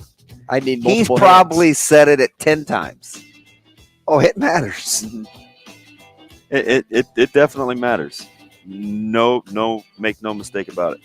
He's all about loyal and staying loyal, because what does he want to do while he's here? He wants to develop you. He wants you here for 4 years. He says it a lot. Look what he did with the scholarships available versus the portal. He kept He a went lot young. of he kept a lot of those. He kept a lot of those in house. And he answered a lot of high school parents' questions by doing it. Yes, he did. We'll do the Sports Six Pack next. Rogers and Benning will be back in 5 minutes.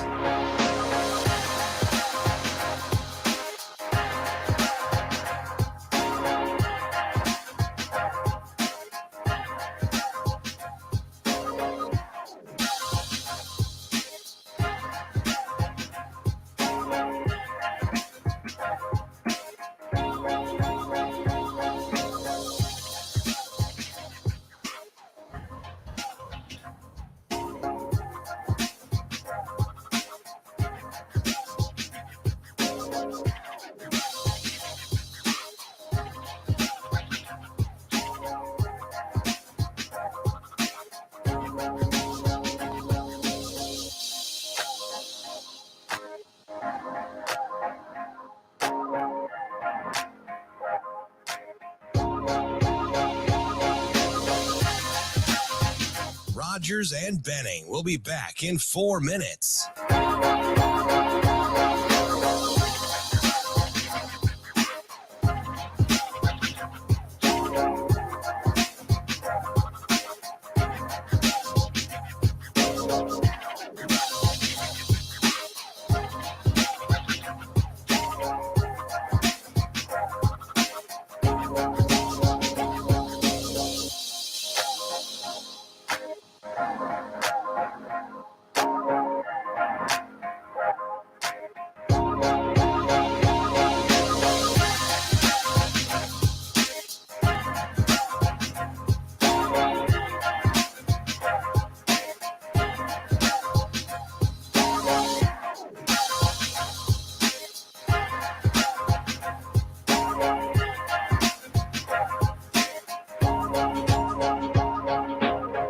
Rogers and Benning will be back in 3 minutes.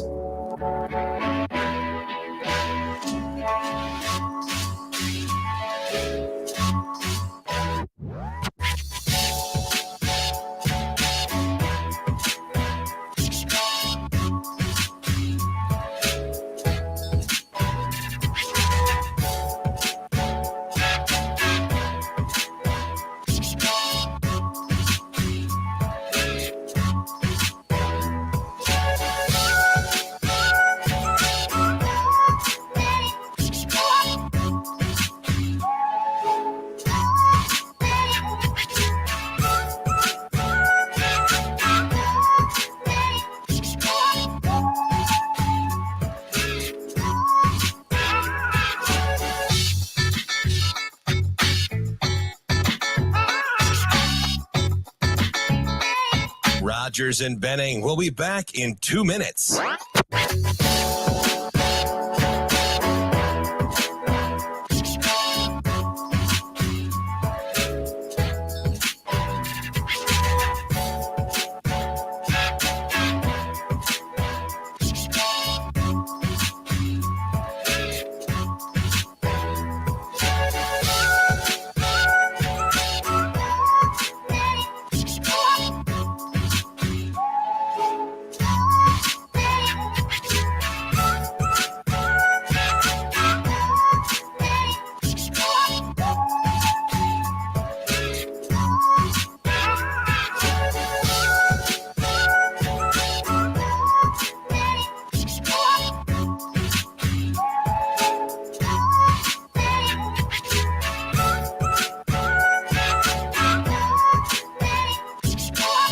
Rogers and Benning will be back in 1 minute.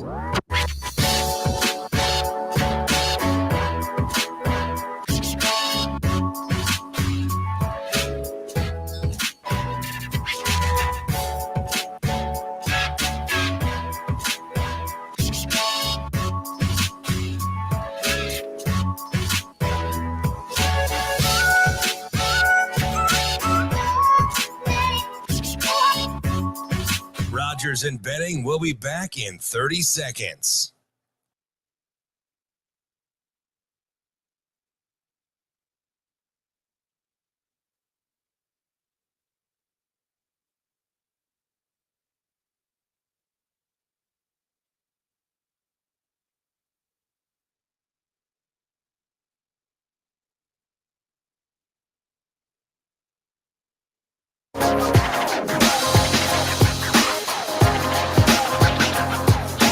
Coffee and Cream with Rogers and Benning on Hail Varsity Radio. Time now for the Sports Six-Pack on Coffee and Cream with Andrew Rogers and Damon Benning. Presented by Zipline Brewing Company, makers of Dear Old Nebraska Brew, the official beer of Nebraska alumni. You know, I was talking to somebody. Was it another beer lover of mine? Maybe it was at softball. Another beer lover of mine. On Tuesday, he's like, we were talking about Zipline and how we may spend our time when we go down to the College World Series at Zipline. And he's like, do you know which beer I really like there? The Copper Alt. And I'm like, that was one of DB and I's favorites when we first had our trial pack. Yeah. I mean, we had 4 different beers, and Copper Alt and dear old Nebraska Brew could have been interchangeable for one. Like, we were like, I could give it to dear old Nebraska Brew one day, but Copper Alt, like, I could give that one on another day. That was the one I was like, oh, man, I said Oklahoma Tyler will love this. And I'm sure he did. Well, but then they had the Kolsch, too, but that's because that's really that was his favorite. That's his jam. But, yeah, he's like, I like the Copper Alt. And I'm like, man, I appreciate you checking out Zipline because you listen to our show. And I know they appreciate that, too. And I know there's other people out there that enjoy Zipline beer just like us that could really use a Copper Alt at some point in time this week. Yes, sir. Oh, well, I think what people got to understand is we wouldn't say it if we didn't believe it. Well, and I'm sure Florida State, after yesterday's fiasco with Jordy Ball, it's hard to hit the ball against her. They probably need 27 Copper Alts right now. Yeah, that thing started late, and I was here for it. So it was 0-0, top of fourth, and Short makes a good play for Oklahoma. 0-0. I mean, it's hotly contested, right? Middle of the game. She gave a little dance, a little shuck of jive, a smelling of the finger, a waving of the hands, and a 2 down. And I was like, how is this doable in competitive sports and nobody bats an eye? Do you know how? It's the culture. Just embrace it. Don't try to figure it out. Don't ask why people act the way that they do in softball. Now, to give Lance credit after his phone call last week about, people smiling in the dugout, because I was trying to pay attention to it in this game, and I noticed that in the 7th inning, I saw some Florida State players smiling, and I'm like, it's such a culture thing. I'm like, ooh, I know what you're saying now. But just imagine. So what I asked him is, just imagine if you act like that, and then all of a sudden you stop. Oh, yeah, and then you probably look like you're not part of the team. Or like the other teams in your head. It's just a way of life. It's just a way. And you're letting them get to you. It's a way of softball life. Shane, let's do it. Question number 1.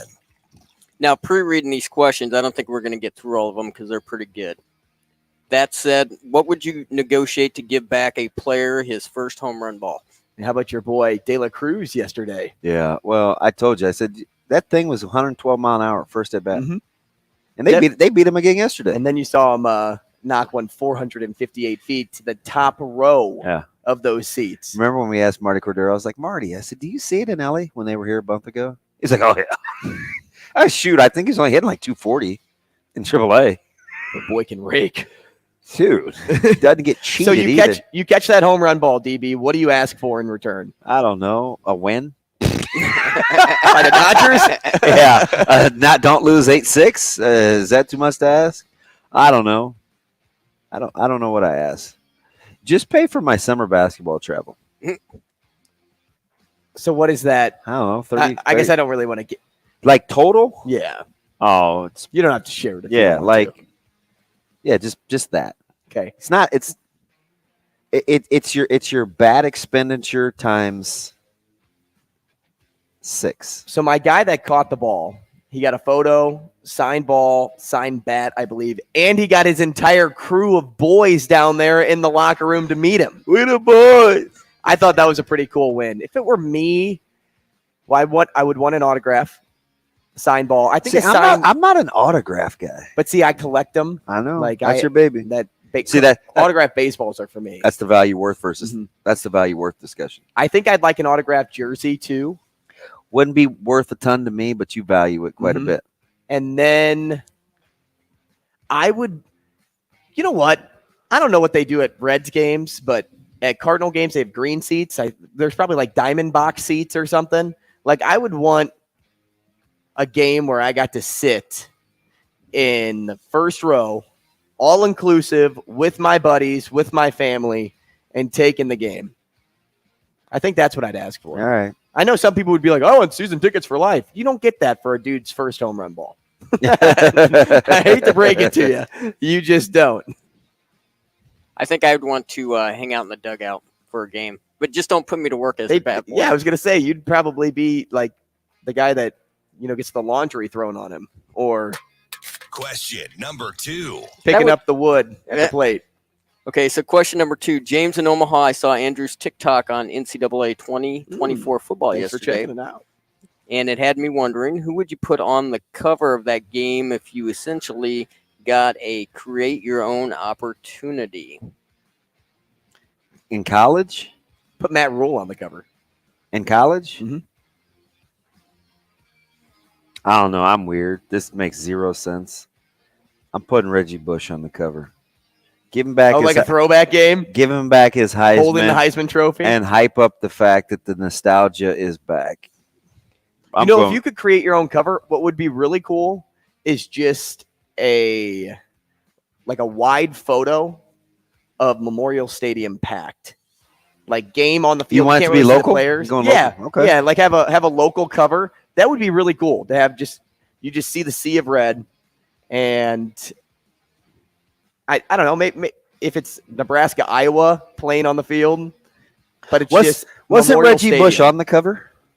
I think so. Yeah, I think he was too. But you could do a throwback game. They do that with like Madden and Barry Sanders all the time. How about Josh Allen? That was a cool looking cover. So was his tweet. Weirdo. Anyway, when the conference. What if it was West Side at Memorial Stadium on the cover? Nah, we'd like to be back at Memorial Stadium. No cover though. We got enough problems. Question number 3. Where will CP3 end up? What's the best destination spot that you could use a piece like him to make a title run, since he's won a lot of them? I got a question. I like the back end. Say the back end one more time. Do you know where I'd go if I was Chris Paul? Because you only play, 48 games anyway, and you want to be ready for playoffs. Let him go to Milwaukee and play with Drew Holiday. Give Drew Holiday some downtime. You play with guys that you have to get the ball to. You're a distributor. It's not necessarily about tempo. Go to Milwaukee. I think he'd succeed with the 76ers. Okay. They need some maturity. And that's why I'm leaning that way. It's not like they need somebody to handle the basketball, because they have guys that can do that, but you don't have an elite distributor like Chris Paul. Yeah. So you bring him to the team. He can kind of calm down the dynamic, right? And you're not like replacing. If I put him on Boston, for example, say they lost Jaylen Brown, and you replace him with Chris Paul, like maybe, but if you keep Jaylen Brown there, you have him and Tatum competing to just hold the basketball, that Chris Paul kind of comes irrelevant on that team. On the 76ers, I could see it. Now, people keep tossing around the Lakers, as we see on ESPN this morning. Could the Lakers use them? I don't know. What are you going to do with Kyrie? Pass? Are you passing? Yes. Yes. Like Hard on the pass. left lane going about 79. Pass. Oh, 79. We brought it back. Man, listen. Move. Question number 4. How are we only on 4? It happens. Are Carroll and Yoshida untouchable at this point for Roy? If not, who are 2 guys you think can catch them? For Roy. What? It says. For Rookie of the Year. Yep. God, I love you, Shay. It says Roy. I'm just reading as is. That is so awesome. For Roy. I'm like, Oswald? Patrick? What are we talking about? Do you remember Roy Oswald? Yeah. Good pitcher for the Astros. Oh, my gosh, Shane, I love you. Are Carroll and Carroll was my Yoshida pick, so I say yes. untouchable for Roy? Yes. No, I won't say untouchable, but they're going to win it. I'd say Carroll is more untouchable than Let's go, Yoshida. DB. Let's go, DB. In the AL, I picked Oboe in Baltimore, so if you had a change, like if you said, it's not going to be Carroll, who's it going to be in the NL? Is it going to be De La Cruz? Yeah. Because he'll get enough. Wait. I think he'll get enough games. I think he's got to get enough games in, but I mean, he's off. My Walker pick is kind of out the window. Yeah, the Cardinals destroyed that. Although he's back, and he did hit a bomb. You love some Jordan Walker. I do. I'm such a homer. Little Sally Walker walking down the street. In the AL, how many questions do we have left, Shane? 2? I think 2. We'll save them for 9:30. God, we suck. We've got to talk to Brian Edwards Yeah. and Mitch Sherman before we can finish our six-pack. We're just slow drinkers. That's all it is. Babysit your copper alt. BE next. Rogers and Benning will be back in 4 minutes.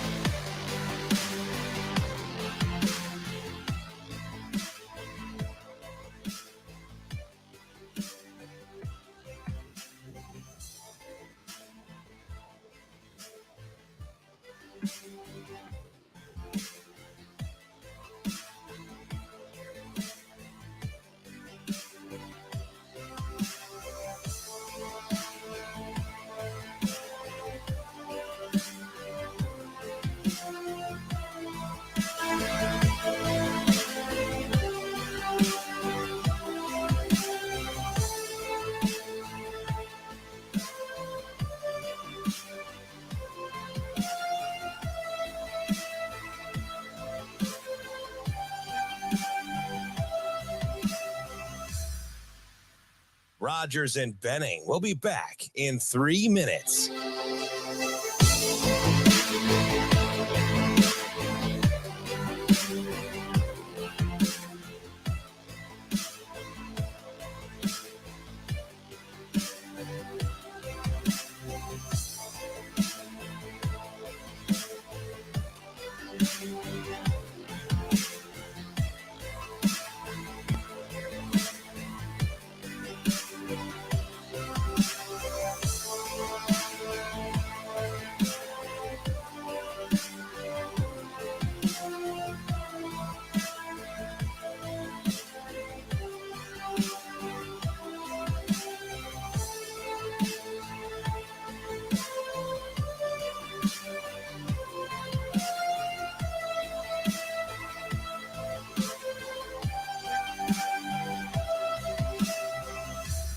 Rogers and Benning will be back in 2 minutes.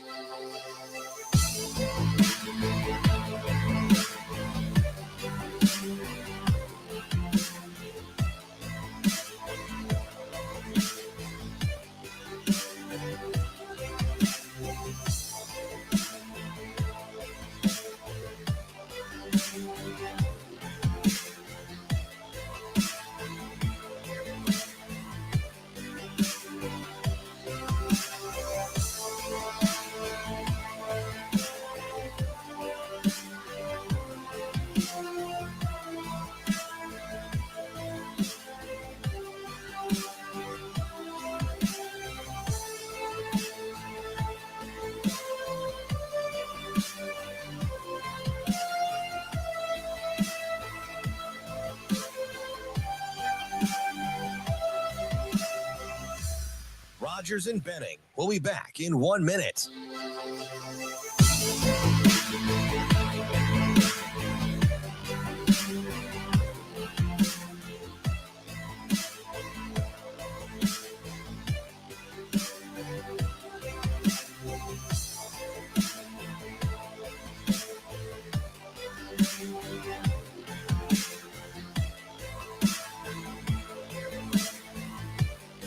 Rogers and Benning will be back in 30 seconds.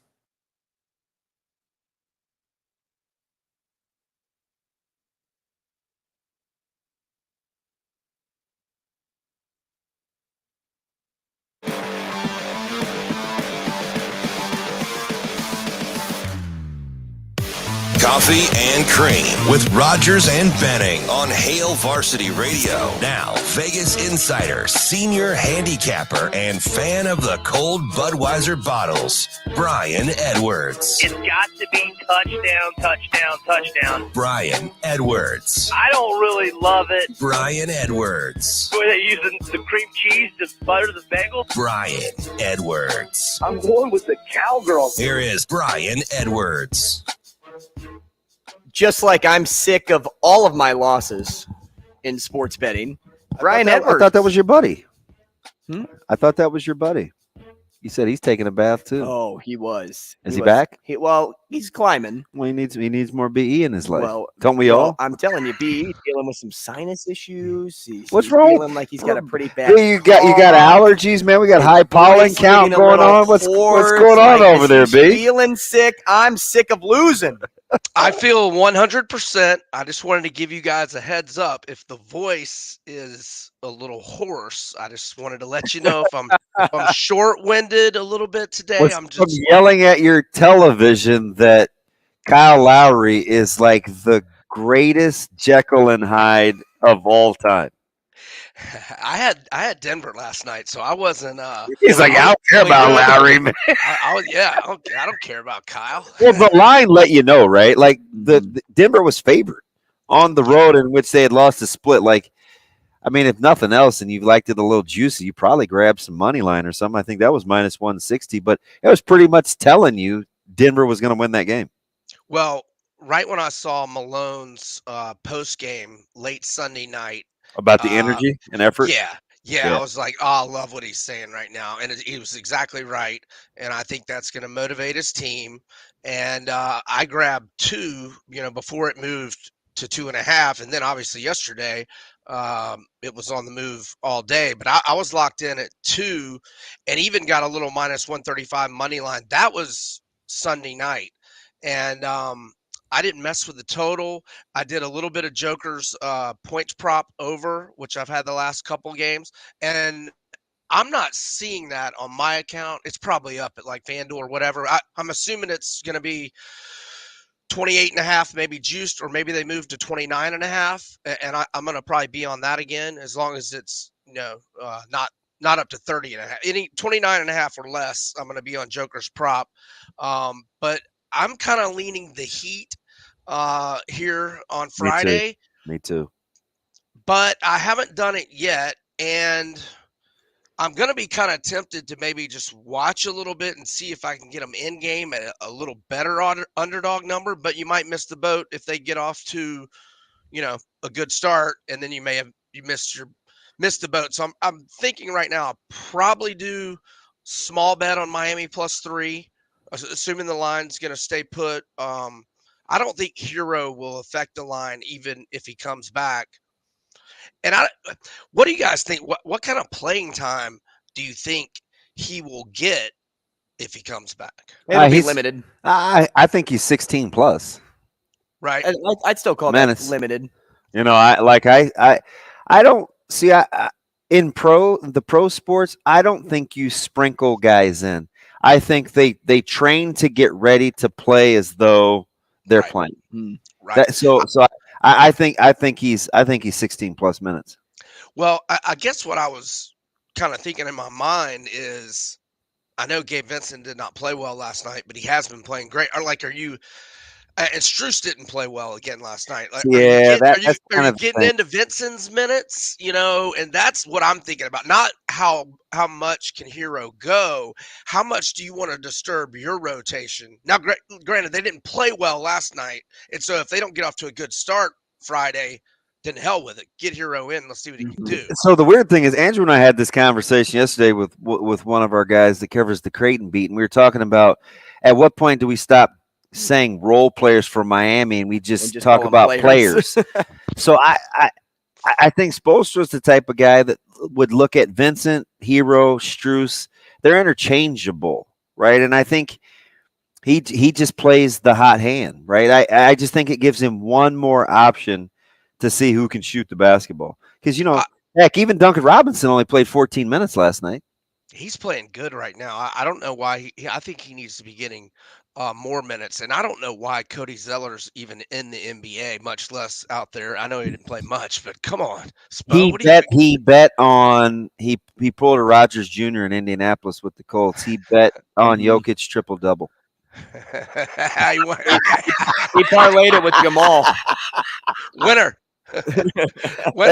Hey, speaking of the whole Lowry Jamal thing, did you guys see in the fourth quarter? This has nothing to pertain to betting, but did you see like Jamal coming from behind Lowry after he put a shot up, and then he was going to help him up, and then the ball came his way, and then he just let go of Lowry's hand and grabbed the ball and kept moving? I thought that was the funniest thing. Two guys that don't. I just laugh at pettiness, and like that to me was super petty. Andrew's here for petty. Yes. So I hope the Heat win Friday, because then, A, we get more games, and B, things get really, really, really interesting. So I hope that happens. And I right now I'm kind of thinking Miami does bounce back. Let me ask you something about UFC 289. Listen, Oliveira's dangerous. What was your level of surprise, if any, to see that Dariush was favored in this one, let alone 1.5, but right, minus 150? Not that much, because well, I'm not a big Dariush guy. Like he's on fire, obviously, but he hasn't really faced any top 5 guys. I mean, Gamrot's a top 10 guy. Ferguson's on the way down. I just don't think he's faced the top guys. And not only do I think Oliveira wins, I think he finishes him. And yeah, so I'm all over my man Gam Lou calls him Chucky Olives. So I'm all over Bruntz plus 125, maybe even a plus 130 out there. The odds seem to be getting a little more generous for him. And I'm wondering what I'm wondering what you think on this, Dana. Dana. Hey, I wish I had it revenue, man. I would break you guys both off. Hey, where are we going this weekend? Right. I think you stay away from Nunes this week. I think she's got her one foot out the door. Win or lose, I think this is it, because she said yesterday she pretty much. She pretty much buried Valentina 3 happening. So I just don't really see any fights that excite her. I think she likes the domestic life, and I'm not mad at her for it, right? I mean, dude, she's got so much money. She has got, it's time to get out of this game. So I think maybe even you put a flyer out there on Aldana, but regardless, I think plus 255 is chunky. Yeah, I kind of wish it was a little more, to be honest. That's selfish. Right? That is kind of greedy. That is greedy. But I think win or lose that she leaves her gloves in the octagon Saturday night. Did you look at the Amavov and Curtis fight? I was thinking the same thing. Is Curtis going down? Wait, Chris, I got you. Yeah, I have not given this one a hard look. In fact, I'm looking for the odds right now. What are they? So Curtis is plus 130. I need to study that one. The only one that I might get involved in, I might go with my guy Eric Anders as a short dog. What do you got against Mark Andre? Eric with a Y? I don't have anything against him. I just love Anders' power. So we'll see. All right. But Chucky Olives is my main investment. Bruntz, Oliveira. You just don't see him at. That's just tempting enough where I think Vegas will pounce anytime you get a focused Oliveira with on the plus side, because he's so dangerous. And he's battle tested. I think he is focused, and I just think Dariush is overrated. Nothing against him. He's been getting W after W. I just don't. Oliveira has faced everybody on the roster. Dariush, he just has not faced a lot of top guys. I get it. What about finals MVPs? If Miami were to win this series, would you give it to Buckets or would you give it to Bam? Well, they would have 3 wins to go, so we would just have to see who plays well in those 3 wins. I don't think you can really say right now, Yeah, well, I think you can make the assumption though that Jokic would be Finals MVP if Denver won. So that's why 1,000,000%. Well, look, Murray's playing great, but it's Joker would have to get injured and miss a game, I think, Right. to not get. Now, Murray is playing great. In fact, first guy in NBA Finals history to have 10 assists in the first 3 games. I believe I heard that on SportsCenter last night. It's just weird, you guys, that Denver hasn't scored more than 109, and they're up in the series. Mm-hmm. Yeah, and the under is on a 6-1 run now. What was it last night? Miami. 213, 214? Yeah, and so now we're down to 210.5, which I believe that's the lowest. Miami's totals were getting low late in the Boston. Oh yeah, that's right. Game 7 was 204. What's 210? That's 105 apiece, right? Yeah. I think both teams eat the clock, but more so Miami. I don't know. Denver they averaged work like the ball. 116, 117 in the regular season. Early on in So the is it- playoffs, then they it must were be a Miami rolling. thing. Like Miami eats clock. Because I remember, I was like, the only way the Lakers could win this thing is to keep this thing in the low 100s. And now Denver's winning games in the low 100s. Yeah, I mean, Denver had a stretch there where they scored 124, 118, 125, Exactly. 122, 108, 119. But here, Exactly. yeah, it's been low scoring so far. We'll see. Well, I mean, you look at Miami, 93, 111, And then 94. and then 94. Yeah, not good. That's so not like good. when they're shooting that low, Not good you, enough. you don't have to score more than 108 to win games. Enjoy UFC 289, B. Gentlemen, y'all have a great weekend. Thanks. Buddy, you too. Appreciate you. Mitch Sherman up next. Rogers and Benning will be back in 4 minutes.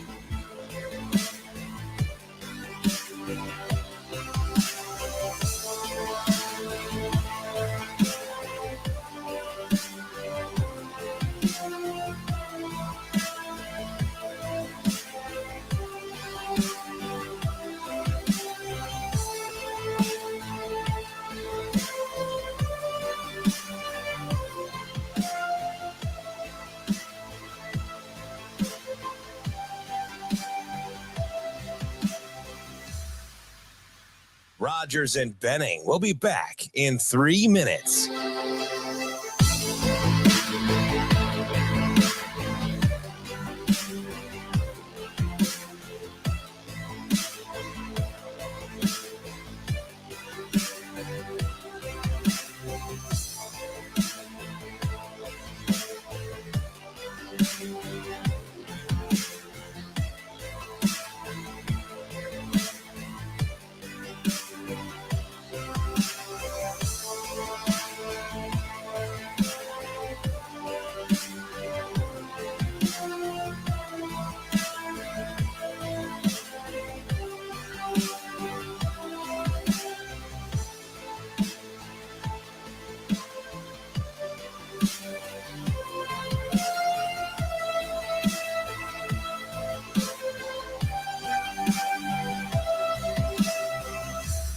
Rogers and Benning will be back in 2 minutes.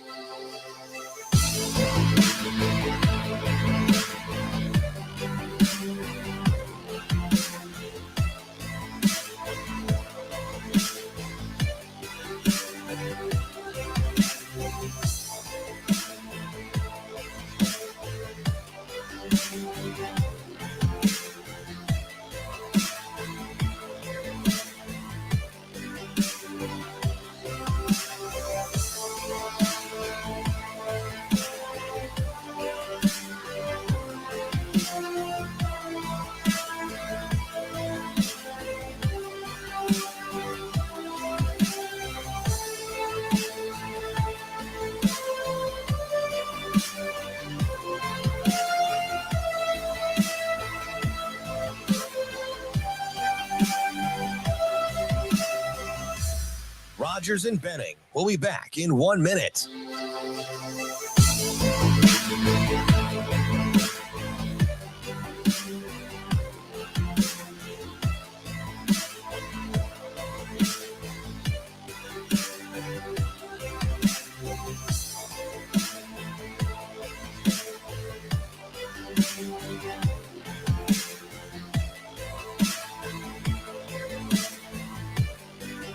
Rogers and Benning will be back in 30 seconds.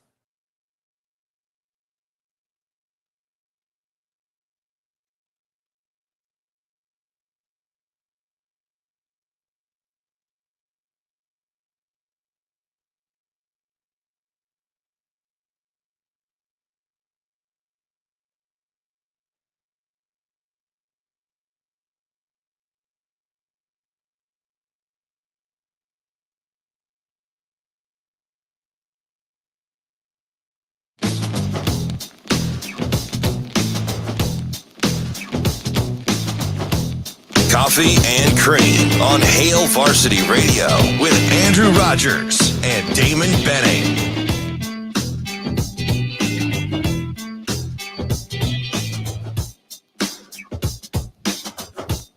Hey, top of the hour here on Coffee and Cream in the morning on Hail Varsity Radio, powered by Currency. Damon Benning, Andrew Rogers, live from the H&H Chevrolet. Did you really go stage first name, last name? at Hail Varsity Club? I did. DB? Oh, it's fine. Whatever. Benning, comma Damon? I want peace. I was singing a song in my head. OAR. Oh, but you sang it out loud. Oh. Is this thing on? I'm like, what? I want peace. I don't know that song. Really? Uh-uh. Yeah, I'm just not singing it correctly. You probably heard it. Maybe. I'm just not as musically versed as you are. Operation Guarantee. I like my things, and that's it. Whoa. Shane, do we have Mitch or do we not have He's Mitch? here. He's here. Well, what is Shane doing? Yeah, right. Shane, can I start with this breaking news before we get to Mitch? Sure. I just want to know if Shane, are you producing today or are you taking the morning off? I took the morning off. Shane, give me some breaking news music. Go ahead. Da, da, da, da. It's slow motion. Better than no motion, I guess. This just in. The Vikings have informed Dalvin Cook that he's being released. Shocker. This just in. Make too much money, miss too many games. See you later. And they got guys to sign. Mitch Sherman, what do you think about that? Welcome to the show. Well, the Royals can't sign him, so you probably don't care. Yeah, I mean, I guess it has some big fantasy football implications. My guy. Hey, can he swing a bat and get down to the K? If not, I don't care. No, I mean, I'm interested in the NFL for sure, but the NFC North is not on my mind right now. But good to hear about those Vikings. Hey, I know there's a lot of people out there listening who are tuned in on the Vikings, and the Packers and the Bears and the Chiefs. It's crazy. We're a split community on the NFL, that's for sure. That we are. I hate to monopolize your time, but I'm going to because you can go a lot of places. There's two baseball questions, actually. The first one is at the collegiate level. Yes. Level of surprise. Because I'm sure at some point you probably dug into the numbers or at least are privy with Nebraska's pitching stats. And is it as bad as we think? Is it not as bad as we think? The whole thing, right? You're a baseball guy. Level of surprise that Coach Bolt parted with Coach Christie so soon, albeit amicably. Not shocked because I think they're when you have a stretch like Nebraska's had over the past couple of years, coming off of a real promising season with the regional back in 21, I think it requires some kind of an adjustment with the program, not necessarily for a full-time coach to get let go or a major change like that, but something. And they made some change. They had a big roster change last year, so they kind of went that direction where they hit the portal hard and flipped quite a bit on the roster. And I think that was year one of some unexpected struggles. That was a response to it then. So I don't know that that's the answer again. And there will be, again, some significant change to the roster, and they're going to look through the portal and find a bunch of guys, I would imagine. But I think you needed to do something else different, whether it's a philosophical change or an organizational restructure, whatever it might be. It needed to be, you can't just continue to do the same thing and expect different results. So here we are. And pitching coach, I mean, it's the easy, I don't know about easy, but it seems to be the appropriate choice. Although Nebraska as a pitching that staff, everybody was harping on before you actually dig into the numbers, right? Yeah, Nebraska as a pitching staff statistically was not bad. You look at the earned run average, and it sits pretty well. It's top 50 in the country, which when there's 300 baseball programs, or typically not a fireable offense. Right. Yeah, it's pretty decent. I was looking through some ERA numbers this morning, not in any way related to Nebraska. It was about super regional matchups, and I was curious about that Oregon Oral Roberts matchup, because in our little preview that we'll have out tomorrow on The Athletic as part of you can get college baseball, a lot of college baseball coverage on The Athletic, by the way, in front of the paywall without even subscribing. And then hopefully you'll read it and subscribe. So last weekend, this weekend, all during the CWS, we'll have a lot of insight and updates on our live college baseball feed. And I'm not just shilling because it's you. The Athletic, and I told you this a couple weeks ago, it's taken over my scoring app for scores and sports ahead of ESPN, because ESPN is not as current. Like, I went to scores and odds for a while, but now and I can customize the way that the page looks for the Athletic and the scoring app. Well, I can get everything. Horrible for college. Yeah, that's been the next iteration of The Athletic is not just the in-depth, long-form stories and features on players and teams and coaches. It's up to date with news and scores and all that. So it's great. But I was looking at some numbers because I'm taking Oregon as my team that should be on upset alert. I had Oral Roberts last weekend win. Maybe not win the regional, but to be a dark horse at Oklahoma State, and then Oral Roberts goes and wins the regional. And I'm going to ride that train all the way to Omaha. And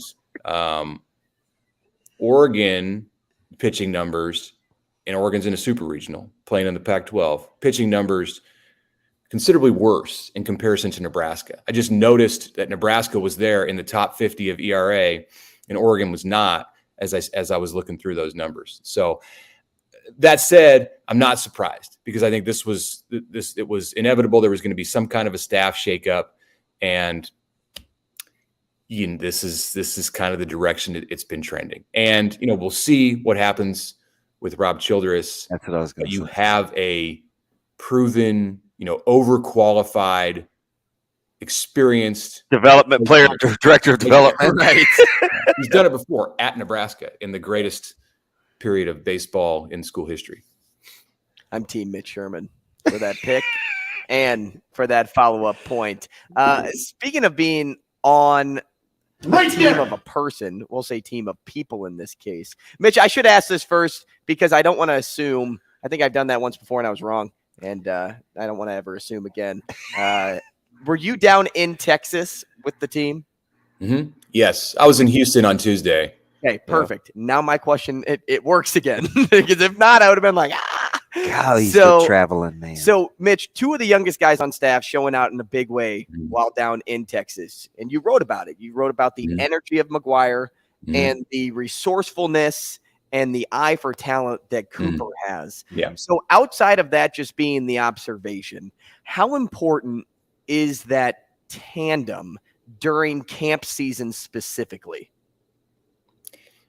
Yeah, it's really important. And those are guys that I think that players are drawn to, that high school coaches are drawn to. They both have a charisma and just kind of an it factor for different reasons entirely. Because when you watch, and we got to watch some of practice, and I know you saw more than I did, Damon, in the spring, but even in the little snippets of practice, 3 or 4 30-minute windows that I saw in the spring, you could tell when you're on the practice field, I always know where Garrett McGuire and Evan Cooper are. It's like there's some kind of for me, there's like a light above their heads that I just see them on the field. And first of all, in Cooper's case, it can be for a lot of different reasons, because most of the time, and this was evident at the camp, and I don't think it's as evident on the Nebraska practice field where he knows everyone that he's working with. And it's not like he's just studying the talent, although he does, I think, evaluate the players even after they're in the program. He'd watch film all day, every day if he could. Yeah, and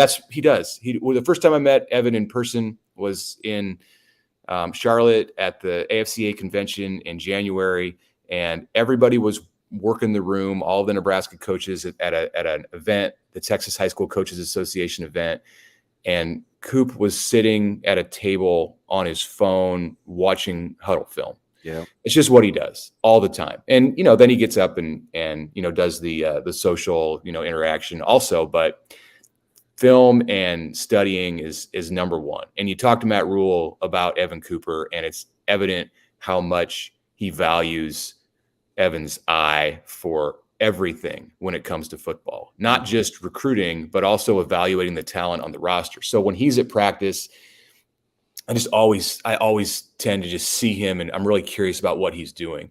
And with Garrett, it's just constant energy. Like, it must be a thing where you're 24 years old and you just go all the time. But it's not even that. Like, you see the guys who are 22 and 20 and 18 and have the pads on, and they don't have, in most cases, the kind of, just constant on switch that he does. And I think it's a gift that he's got, and that because you can always be going, but not really know what to do. And then you're going to be out there looking kind of goofy because you're just that weird guy who doesn't ever stop talking. And that's not the case at all with McGuire, because every time I've been around him and seen him in action around players, there's always important, helpful things coming out of his mouth as he's working with these guys nonstop, and the drills that he has them running. It doesn't ever seem like there's inefficient use of his time. So he's on the go, and then Cooper's in the background, like, just kind of figuring out what the next move is. And at the camp on Tuesday, as the players ran, you had maybe 250, 300 players there. And it was a little bit disorganized because they're not wearing numbers on their shirts. They're just guys out there. And, Cooper was like methodically sifting through the group, and he picked in the first 15 or 20 minutes that they were on the field, like 8 guys out of the 200 and some that he wanted to see. And he pulled them aside and put them in like a hotline so that Rule and Satterfield and Tony White could then get eyes on the players who Coop picked to showcase. And they ended up offering 3 of those guys. Yeah, it's interesting. Wow. You talked about film, and I was joking with Andrew. Caleb's down there tomorrow all day or in the morning with Coop, and intentionally, like, I'm not going to be there.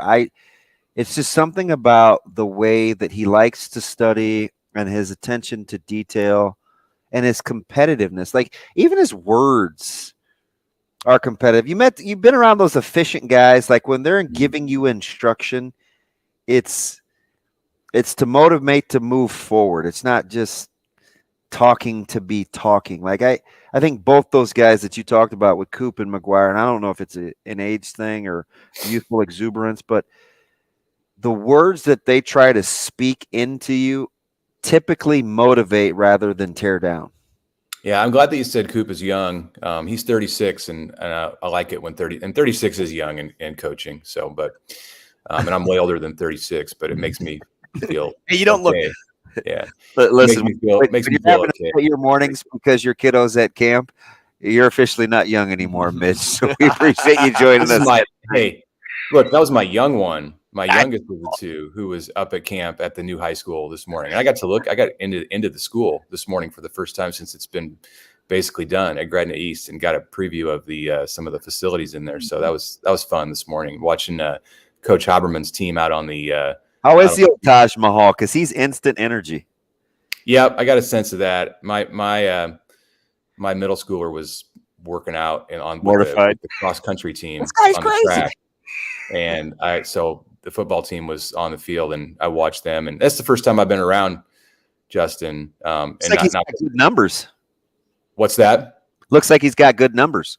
They had about 100 guys out there this morning. Is that all? Or just below that. And I mean, there's no seniors. So this is 3 classes, and numbers are okay. talent, skill, and size, they're going to be a little behind what people in Gretna are used to. Mitch, go ahead. You want it? No, that's just funny. Let me ask you something, Mitch, because we've been talking about this recruiting thing, and you were at camp. You know the coaches' personalities. The news surfaces yesterday about Devon Hall and kind of Nebraska no longer wanting to recruit him for whatever the reason. But you watch, and you saw Gretna and Bellevue West twice, I'm sure. Both Gretna comebacks, right? So you're hey. I don't want to talk about the first game. I was there until there were 7 minutes. It's called leaving early. Oh, I didn't know. Yeah, I think I remember you saying this at one point. Okay, so maybe it's just on Twitter. Knowing this staff's personality, watching them at camp, seeing those 2 games, is the recruiting energy match your eyesight in terms of you watching the games, who they're interested in, who they're not interested in. You know, Mason Goldman, he's there. Ashton Murphy. Some of these, I said Ashton Murphy, wrong, different school. The guys that they're putting their recruiting energy in, does it match what you see when you watch the games? For the most part. Look, there's always players, and Gretna's been really good at this in the last few years. There's always players who stand out in a big-time way on a high school field. You know, whether they're going against a team with high-level talent at skill spots like Bellevue West, or they're going against, you know, a lower-level Class A team. There's always players who stand out that are not necessarily Power 5 talents. You know, some of them will become walk-ons at the Power 5 level, and, you know, with the full ability to then go and earn a scholarship. And, you know, Corver Dema fits in that category. I mean, you watch Corver Dema play and you'd think, I think you really have to get into the numbers to understand what the difference is. Like, I mean, take him out and have him run and do all that stuff to understand, why isn't this guy a high-level scholarship player? I trust the coach's evaluation of him, but I think he's got an opportunity. 2 years ago in our state finals, you could have made the case he was the best defensive player on the field. There were a lot of times when I watched Gretna play this year where I thought he was the best player on the field, you know, and on the defensive side for Gretna. And, you know, Mason's was awesome. I mean, he was a force, especially as a senior when he was healthy.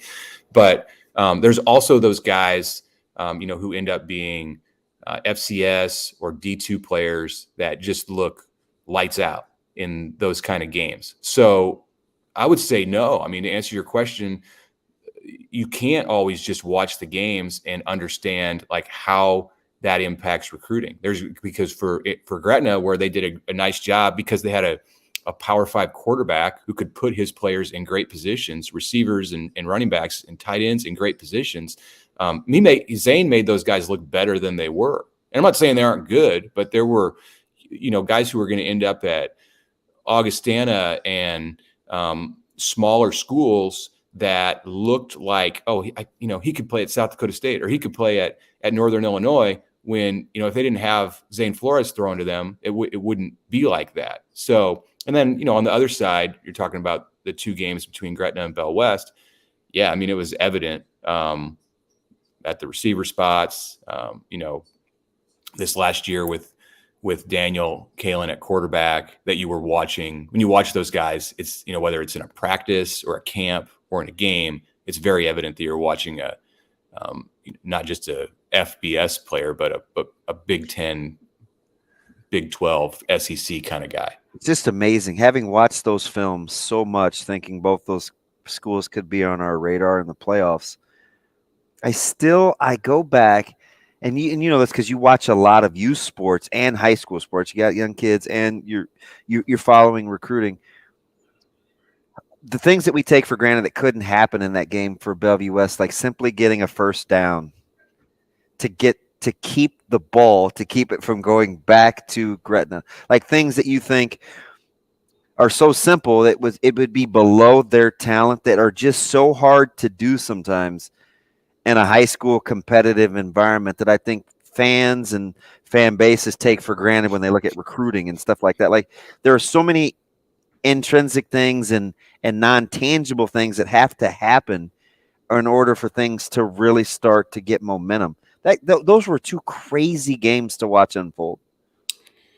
Well, yeah, I mean, you could play that final 10 minutes or 8 minutes of that first game 15 times or 20 times again, and it's not going to unfold like that. I mean, multiple again, I missed it because I was in my car going home, but multiple onside kick recoveries, I believe, in that comeback. So that wasn't just like the the momentum and the talent and the coaching and that was like a lot of good fortune that also went into the way that game went. But it was so interesting, and people are going to talk about that game, I think, for years to come because of the two guys who were quarterbacking in charge of the offenses, the quarterbacks of that game. Right now, Zane and Danny are in a spot in the hierarchy of Nebraska high school football quarterback history. They're like, right up there at the top, sitting on the chair at the top. I mean, both of these, Zane went to the Elite 11 finals last year. Kalen's going to the Elite 11 finals next week. That's it. There's the list right there of players from Nebraska high schools who have made it to that event. So, yeah, one in the Big 10, one in the Big 12. It's going to be, take what I do and what you do out of the equation. It's just going to be fun to be anybody who enjoys football and watches football at the high school and college level in the state to watch the careers of those two and see what directions they go over the next several years. Mitch, on a larger scale, the Big Ten will release its schedule format today, with multiple sources claiming the Flex Protect model as the front runner up to 3 annual rivals. So I kind of want to ask you this now, because they're going to go without divisions too. Who do you think Nebraska will make up their 3 rivals to be? And how much, because I thought about this with the expansion of the Big Ten, how much will the no division look help the future growth of the conference as they keep trying to get bigger and bigger? If that's the goal of the conference, then, it's got to be no divisions. And, we're going to hear from Tony Petitti today on BTN talking about this flex hybrid model. And I don't know if he's going to address that. I think some dominoes that fall in the sport are going to help dictate what the Big Ten does. It's not like just the Big Ten operating in a vacuum that is going to determine, whether it moves ahead in adding teams beyond 16. Some of it's going to have to do. I mean, the very basic, easy answer to that is what's going to happen with the Big 12, and if the Big 12 adds Colorado and Arizona, as has appear to be falling up. The Big 12 it's not a good spot. and maybe Utah and Arizona State. Well, then the Pac-12 is done. And you got Oregon and Washington sitting out there, and does the Big Ten want to gobble them up? I mean, it's a simple yes or no, and because if it's yes, then they're going. So I think I mean, scratching the divisions will make it more seamless. If the Big Ten does want to go to 18 or go to 20, it's an easier call, an easier thing to do. I think when people see the schedules today, there's going to be a little bit of a surprise. Like if you're a Nebraska fan and you look at the way the schedules look over the next couple of years, they'll release 24 and 25 today on the show. You're going to go, oh, okay. Well, you're still getting Nebraska's going to play every team in the first 2 years, every team in the league, and Nebraska's going to play every team twice in the first 4 years. So just because you've gotten bigger as a conference doesn't mean that you're going to go years and years without seeing these teams. In fact, you're going to see teams more often than you did in the division model because you're not constricted to your own division. Like, I mean, as Nebraska went how long without playing Michigan before this stretch where it's had them the last couple of years? And how many times has Nebraska played Indiana? I mean, these things with the East teams, they go on and on and on, and you don't see them. Well, that's not going to be the case, even with 2 more teams being added. To answer the first part of your question, Andrew, is it the simple 3? Is it Iowa? It's not 3. No, it's not. They're not going to have 3. They're gonna have.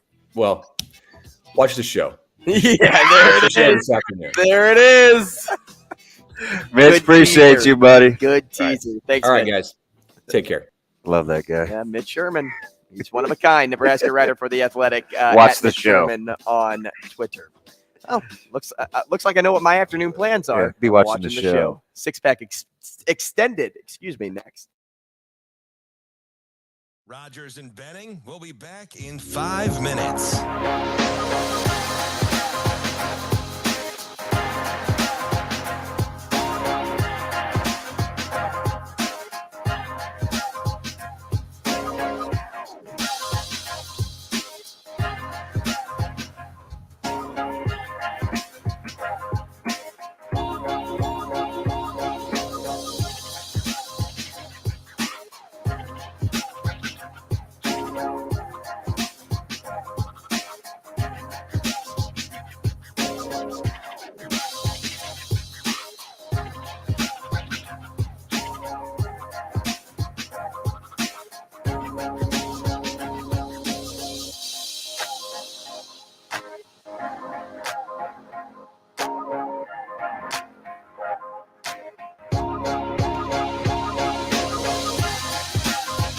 Rogers and Benning will be back in 4 minutes.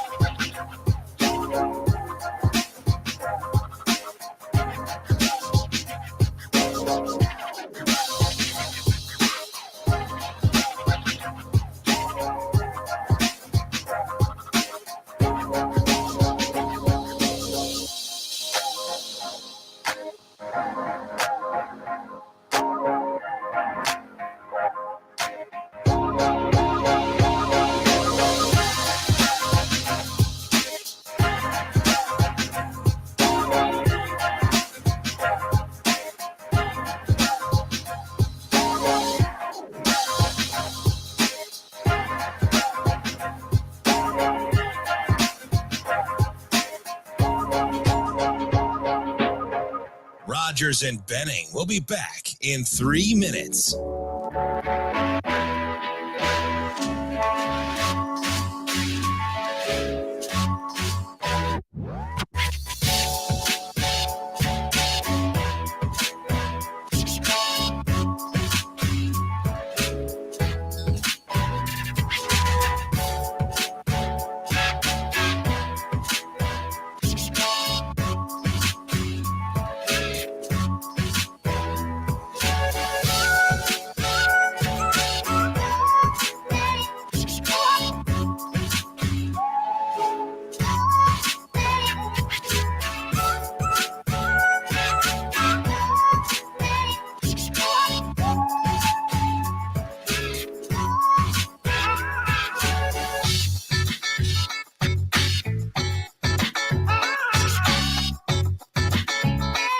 Rogers and Benning will be back in 2 minutes.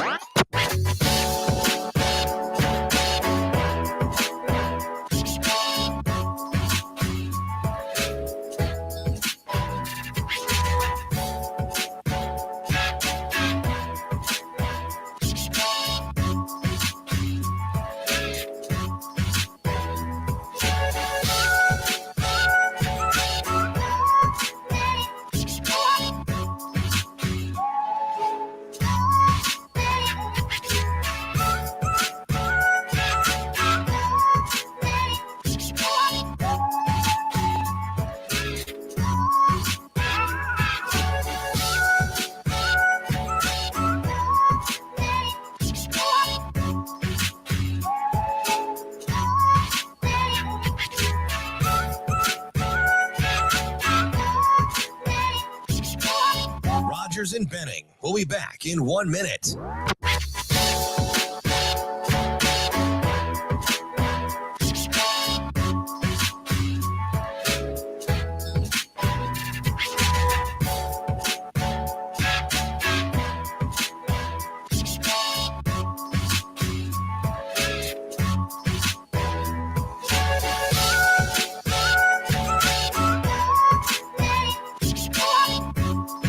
Rogers and Benning will be back in 30 seconds.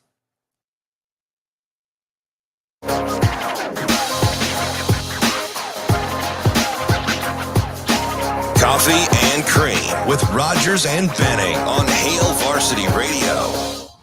Time now for the Sports Six-Pack on Coffee and Cream with Andrew Rogers and Damon Benning. Presented by Zipline Brewing Company, makers of Dear Old Nebraska Brew, the official beer of Nebraska alumni.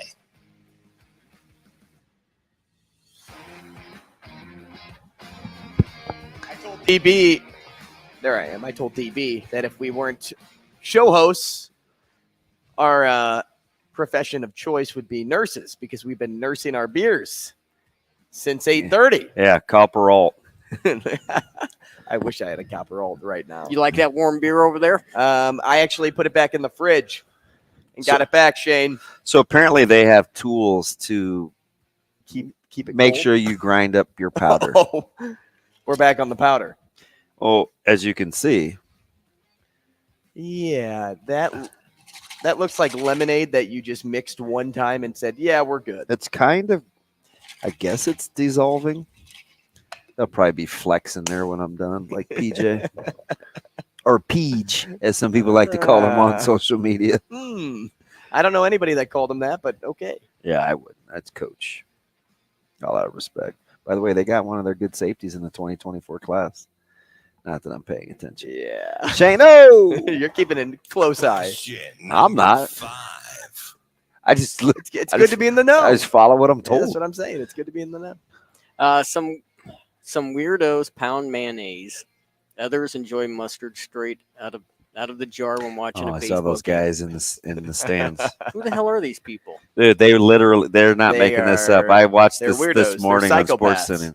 Both absolutely disgusting to me, but if you had to choose a condiment to smash during a baseball game, during a ball game, what are you scooping out of the jar? So not just between the two, any condiment? Any condiment. I am going to eat the condiment DB does not like. Ketchup. The very acidic barbecue sauce. That's mildly disgusting. Oh. It's way better than So mayo. so wait, do I have to eat it in bulk? Got to eat it out of the jar with the big spoon like they do. So the one that I could easily eat out of the jar, there's two. Stone ground Dijon. Okay. And creamy horseradish. Ugh. Horseradish? Creamy, not fresh. Ugh. So, but I couldn't eat either of those for very long. But those would be my two. You know what I could never eat out of the jar? Mayonnaise. That is disgusting. Especially, like, that dude had on a tank, so I'm assuming it was warm. Well, and he's like this. He's I mean, little hunched over, right on the nothing belly. nothing is more cringeworthy than warm mayo. I feel like didn't he have a big wooden spoon? Dude, I don't know. I mean, he was like just hanging out. Yeah, there's no way. I would go with stone ground mustard. And how do you order that? Or creamy horseradish. Because you can't bring it into the game. So do you just take it from the condiment I don't station? know. I don't know. And no one like gets it looked mad? like one he would have gotten from like the restaurant shop or Costco. It was big. Right, but you can't bring food in. So like that's why I'm like, how did you get this? I Did you don't just know. go into the storage Maybe closet? he just took the squirt dispenser out. And that's what I'm asking, and right? Just But you wouldn't, like, as a ballpark, as a staff, you wouldn't be mad about that? is mayo an option at a lot of those I don't places? think so. I think it's just ketchup and mustard. Maybe I don't- relish. I don't know. Maybe mayo's making a comeback. But at the same time, the guy that was eating mustard had a jar too. It wasn't like a bag. You wouldn't catch me dead eating a condiment. But for the sake of the question, it'd be BBQ. Could you put peanut butter in there? I mean, I would eat peanut butter out I of don't the jar. think that's a condiment, but I could eat that out of the jar. I could eat the whole thing too. I couldn't, but I would. That'd be my first choice. 100%. Not a Because that's condiment. at least reasonable. Yeah, Shane over there just cramming Cheese Whiz down his cake hole. Oh yeah. You like Cheese Whiz? Yeah, Cheese Whiz is good. Ugh. It better be for $10 a deal. Cheese Whiz is $10? $10. I bet you it's probably like $10 a can. No way. Whipped cream isn't even that high. Let's take a look. There's See no it, way. It's got to be like $2 to $3 for a can of Cheese Whiz. dude. He's spot on. It's $10. 13. Who's buying that? I don't understand. Well, it's not even real cheese. Dude, Velveeta's expensive too, though. Oh, okay. Okay, here's what I'm thinking. I'm thinking the easy cheese out of the bottle. Is that what you're talking about, But it's Shane? still high. This one says $5. That's so what I'm just a thinking. little squirt where where the bend thing always breaks. Yes, like you're putting whipped cream on ice cream. Yeah. Dude, seriously. Did you see Annabelle gave me that can of Spam that was passed around the office? No. I was the low man on the totem pole that got the Spam. Is that because you only have Troy Polamalu in your I told office? you that old school place, Refs, not the new one, but the old one in the little retail place. They have a Spam and grilled cheese sandwich. Like for sale. Would It's you like ever order it? $11. No. Just curious. I paid for grilled cheese in public once, and that was about 5 years ago. I was at Local, and they added chorizo to it. This jar of Cheese Whiz from Walmart, Yeah. $5. Plain label? Kraft. Yeah. Well, I don't know what I'm looking at then. This one says maybe it's different sizes. 450 grams. It's $13. This one's 15 ounces, 425 grams. Should we be on a different system? Because we're not in the UK. What's with the whole metric thing? Shane, go ahead. Question what? Well, it still aggravates me. I filled up my fish water yesterday, and the guy goes, "What is that, about 2.5 liters?" And I was like, A liter. A liter. He was super cool, and Have I'm a liter of cola? there all the time. I'm like, do I look like a guy that understands the liter system? I don't know if this is 2.5 liters. It's the container that comes from from you guys. How much is in here? Exactly. I know. I know gallons. I think that's roughly 2.5 liters. Are we putting soda bottles He has together? no idea how many or- times I ask Alexa about conversions. I do that all the time. Dude, it's like the number one thing I ask her outside of weather. Question number 6. Jim wants to know, what's a liter? No, I'm just kidding. That's a Tim Miles. I listen to the show every day, and often you talk about the 2024 recruits and the top 7 to 9 guys. Are you shocked to see the rumors swirling over the 2025 commit prior to some of the other top 2024s? No, because I think that's a fantastic question. It's a great question. So the player in which I think it is, I talked to his family last week, and he said it was coming because he's over the recruiting process. Yeah, I think it's everybody's on their own time. And it's your timeline. You choose. and he's a well-traveled kid. I just think he's tired. But that is interesting, right? You get a prize get in 25 before, and it's guys that we've mentioned on the show, but because we still don't respect Kalen enough. Like we just think we talk about Kalen like, oh, they didn't get their guy, so I want this guy. take it for granted. Right? Like we don't give him his due. But so the next couple that say yes, I think will. And I also don't think this is going to speed up any of those 24s either, No. because they're on their own time right now. They're just doing them. We heard McMorris say Sauter met with them yesterday that he's going to have a list by the time the season starts. Whether Yeah. his top 5 are going to look with Nebraska on it or not, he'll have a list. So everybody's just kind of on their own time right now. They work through the process themselves. And if a 2025 guy's ready to commit, he's ready to go. You know, the interesting thing about that is, I was talking with the Nebraska hype man, and Danny said this on the Let It Fly show with Severe and Josh. So I'm not saying anything he didn't say out loud, but he's like, yeah, I'm obviously trying to get guys out of this class. He's like, I'm talking to my boy Caleb Benning over at Westside. And I asked Caleb, because of course Caleb doesn't tell me anything. I'm like, Caleb, is this true?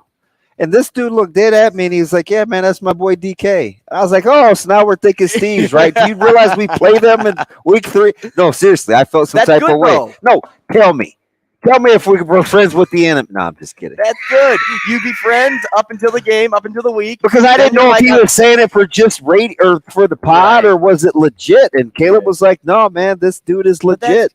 That's good because then week of, he'll be like, I'm going to pick you off twice. They'll have some friendly banter. Hey, We're gonna don't be think we're enemies. not going to try to treat And then those after the guys game, they'll bad, dap man. each It's other up, and they'll be like, yeah, this was sweet. personal. His coach told me during the recruiting day, yeah, I can't wait to play you guys. I was like, hey, man, say hello to me first. We're boys. You're just hurting Hey, still. can't. I know I felt some type of way, but I like Huffman, so I don't care. All right, Shane, what do we got? 6 or are That's we it. done? That's it. That's the sports 6-pack. Yeah, the 25 thing is, and I know you're big on let the kids break the news. Mm-hmm. Nobody said it. I mean, everybody's trying to go back and backtrack and piece together clues, and they're putting together Knighton and I'm just big on the kids. I want the kids to have that moment for them. As long as the recruiting guys don't do it, I'm fine. If the school hints to it, that's cool. I never thought of it that way. Well, see, now we're even because you're the one that sent me down the rabbit hole of the dorms and living with friends. Yeah, you know what? I never thought of it from the coach perspective, but at the same time, I feel like the coaches would want to let the kid break it before they stir up the fan base. I don't know. The coaches could wait. They could wait their turn. You're just excited. Are you excited? It's excited. Michael Bruntz up next.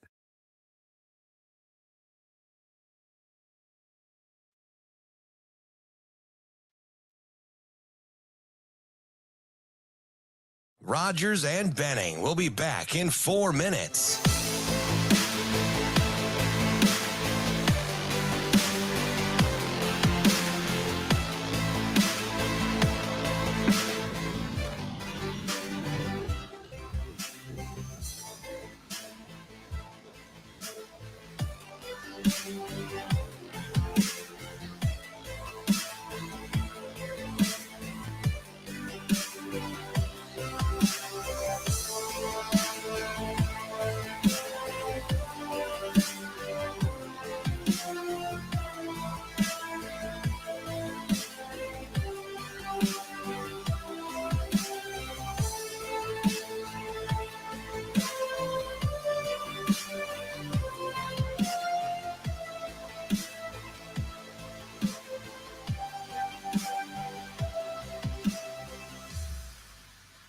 Rogers and Benning will be back in 3 minutes.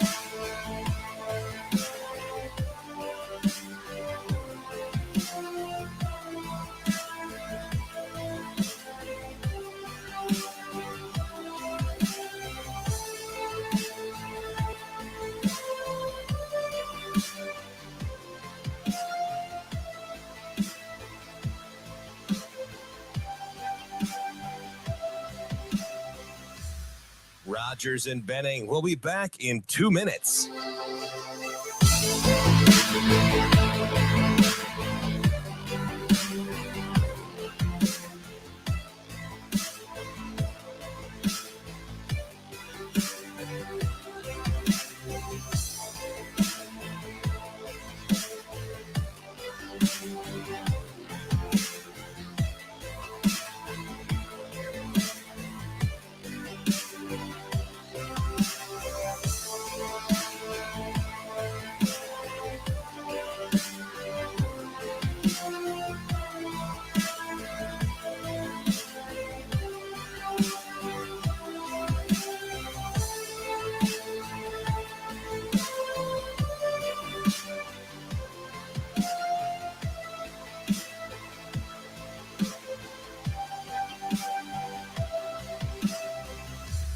Rogers and Benning will be back in 1 minute.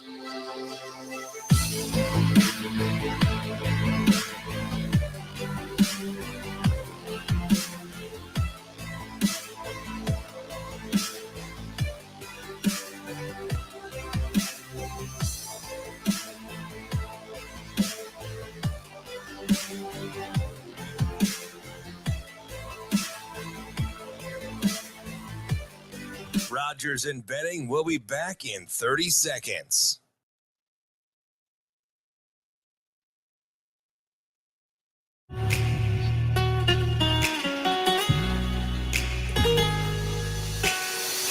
Coffee and Cream with Rogers and Benning on Hail Varsity Radio.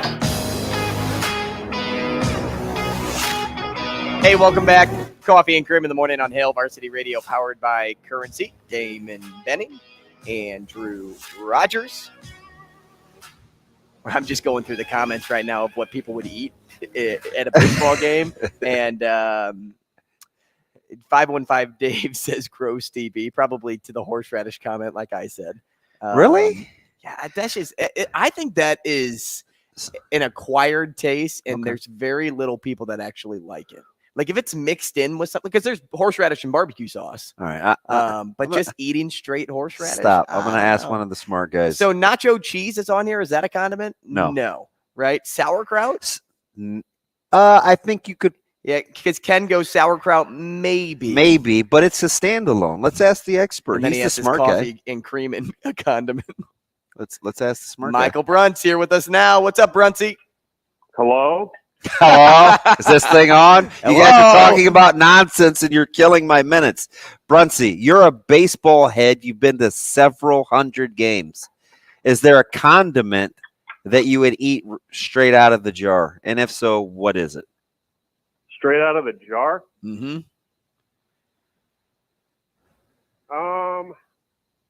Well, see, I could go straight spicy mustard, I think. I said spicy mustard or creamy horseradish. I could. Are we considering relish a? That is a condiment. That's a I could do relish. I could do either of those. I could do relish too. You know what? And that's probably actually safe. I don't eat it, but basically it's chopped pickles. It's just pickles. Shut up, Shane. Bruntzy. You know what they used to have at Haymarket Park? And then COVID killed it, thank God. But they tell me how you really feel. Yeah, they used to have like the little condiment tray out there, so you could help yourself. Yeah. And I'm 99% sure they used to have like sauerkraut sitting in there, and it would just be like bacon in that concourse for like 3 hours at a midweek game. And I'm like, I don't mind sauerkraut, but you couldn't pay me enough to go in there. Like, who knows who's like put their finger in there, and it's bad. It's like a kid's play box. So I don't know if you saw like the snippets on MLB and ESPN, but there were two different guys in two different stadiums. One was eating mustard. Mm-hmm. The other was eating mayo. Can you imagine eating mayo in the sun? No, I don't eat mayo in any kind of weather. Yeah, I don't need mayo in the AC. Okay. That's bad. I do have sriracha mayo in the fridge as a condiment, and I don't think I've taken the foil tab off of it yet, so I don't think it's been open yet. But does sriracha mayo, is that a no-go? Yeah, you're not a big aioli guy? I like aioli. I have one that I bought from a bougie place around town that I will not admit that I shop at that is that I actually use for sandwiches now. It has kind of the stone ground mustard hue to it, but I use it for, I mean, you could basically put it on anything. And it's like, it's a little narrow bottle. Like a gateway drug to mayo. Yes. Yep. And he's selling it on the black market for cheap. That's why I was trying to get at. I was like, are you just kind of? He's our distributor. Gateway drug. That's great. Because I do have like 6 or 7 different mustards in my house. Okay. I know it seems. You don't do ketchup on the hot dog, though, right? I don't do ketchup at all. Okay, that's fine. Yeah. That's a Zoe and Caleb thing. Nobody else in the house eats ketchup. Okay. So you're a grown man. You shouldn't be eating ketchup. Correct. I'm That's still why a young boy, so I can eat ketchup, I don't right? eat boneless wings either. Bruntzy's scapegoat. We were talking to Mitch Sherman, another baseball head, and he actually just tweeted some stats. He was looking at earned run averages for the College World Series, getting ready for a story. And you and I have made this case talking with AR-15 over here that Nebraska's pitching inside the numbers, right? Top 3 in the league in a lot of areas. Maybe not as bad as some. Did it ultimately boil down to a weekend starter? Convenient scapegoat, picking low-hanging fruit, or makes the most sense that Bolt has to part ways or did part ways with Christie?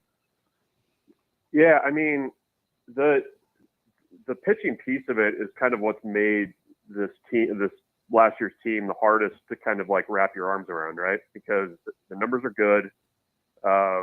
You know, if you kind of, I was thinking about this the other day after they announced the move that, you know, Will, after they lost to Maryland, I mean, one of the things that he said that really kind of stood out to me was they need to find a way to develop sufficient pitching depth. I mean, and you know, that to me was more of the issue there with the pitching staff is, you know, you were relying on a very small pool of pitchers who were very good for most of the season. But, you know, when you got to Sunday, when you got to midweeks, I mean, that's when your depth or lack thereof really shows up. And I think that's ultimately, you know, why they kind of had to go a different direction there. You know, the thing about it is too, I mean, you know, you missed the tournament, the Big Ten tournament last year. You know, you kind of struggle at times this year too. I mean, I don't think you can probably run it back as is for a third straight year there. So, and just looking at the roster the way it is now, you know, as we're talking today, I mean, they're going to have to find some pitching depth, whether that's the portal, you know, find some late JUCO guys or something. So, you know, I don't know that the depth piece of it was really trending in the right direction there, which, I mean, that's a big concern. Bruntz, I want to take advantage of you in the short time, so I'm going to go to football here and talk recruiting because I think it was a 24/7 story that I read yesterday regarding a conversation with the McGuire family. You and read? And the sharing of – do I read? Sometimes. I'm sorry. Sorry, carry on. I can't read. Sharing intel is more of like a high school thing when you talk about like film, but never in college, and especially never a thing when it comes to recruits. But the information I read left my mind in a pretzel when I saw Joey McGuire shared information with Garrett about someone Texas Tech was recruiting and said Nebraska should recruit that player too. And so I want to ask, have I been living under a rock, or is this something that happens with those relationally connected often? I don't know. I mean, my dad is not a very good football coach. But I have to say though, when you look at offers, and you know, the McGuire family, I mean, they're coming at evaluations from the same place. I mean, they're looking for tools, they're looking for you know, verified track numbers, and that kind of stuff too.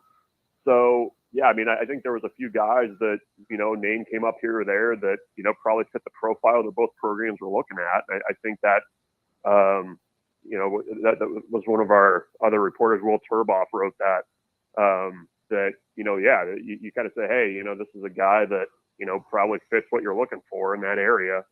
And, you know, I don't think it happens all the time, but I think if it's a guy that kind of makes sense anyways, you're just going to talk about them. I mean, if it's somebody that's like a legit diamond in the rough, or, you know, you're kind of trying to keep them away, you know, from other programs, you probably don't mention it. But, you know, it's interesting because when you look at offers that Nebraska will make, like in the 25 class, and if it's a guy that, you know, doesn't have a lot of Power 5 offers, or Nebraska's one of his first Power 5 offers, it's startling how often that other offer is usually Texas Tech. I mean, that's just it's weird, something that we've noticed. But I mean, that's how they evaluate. That's what they look for.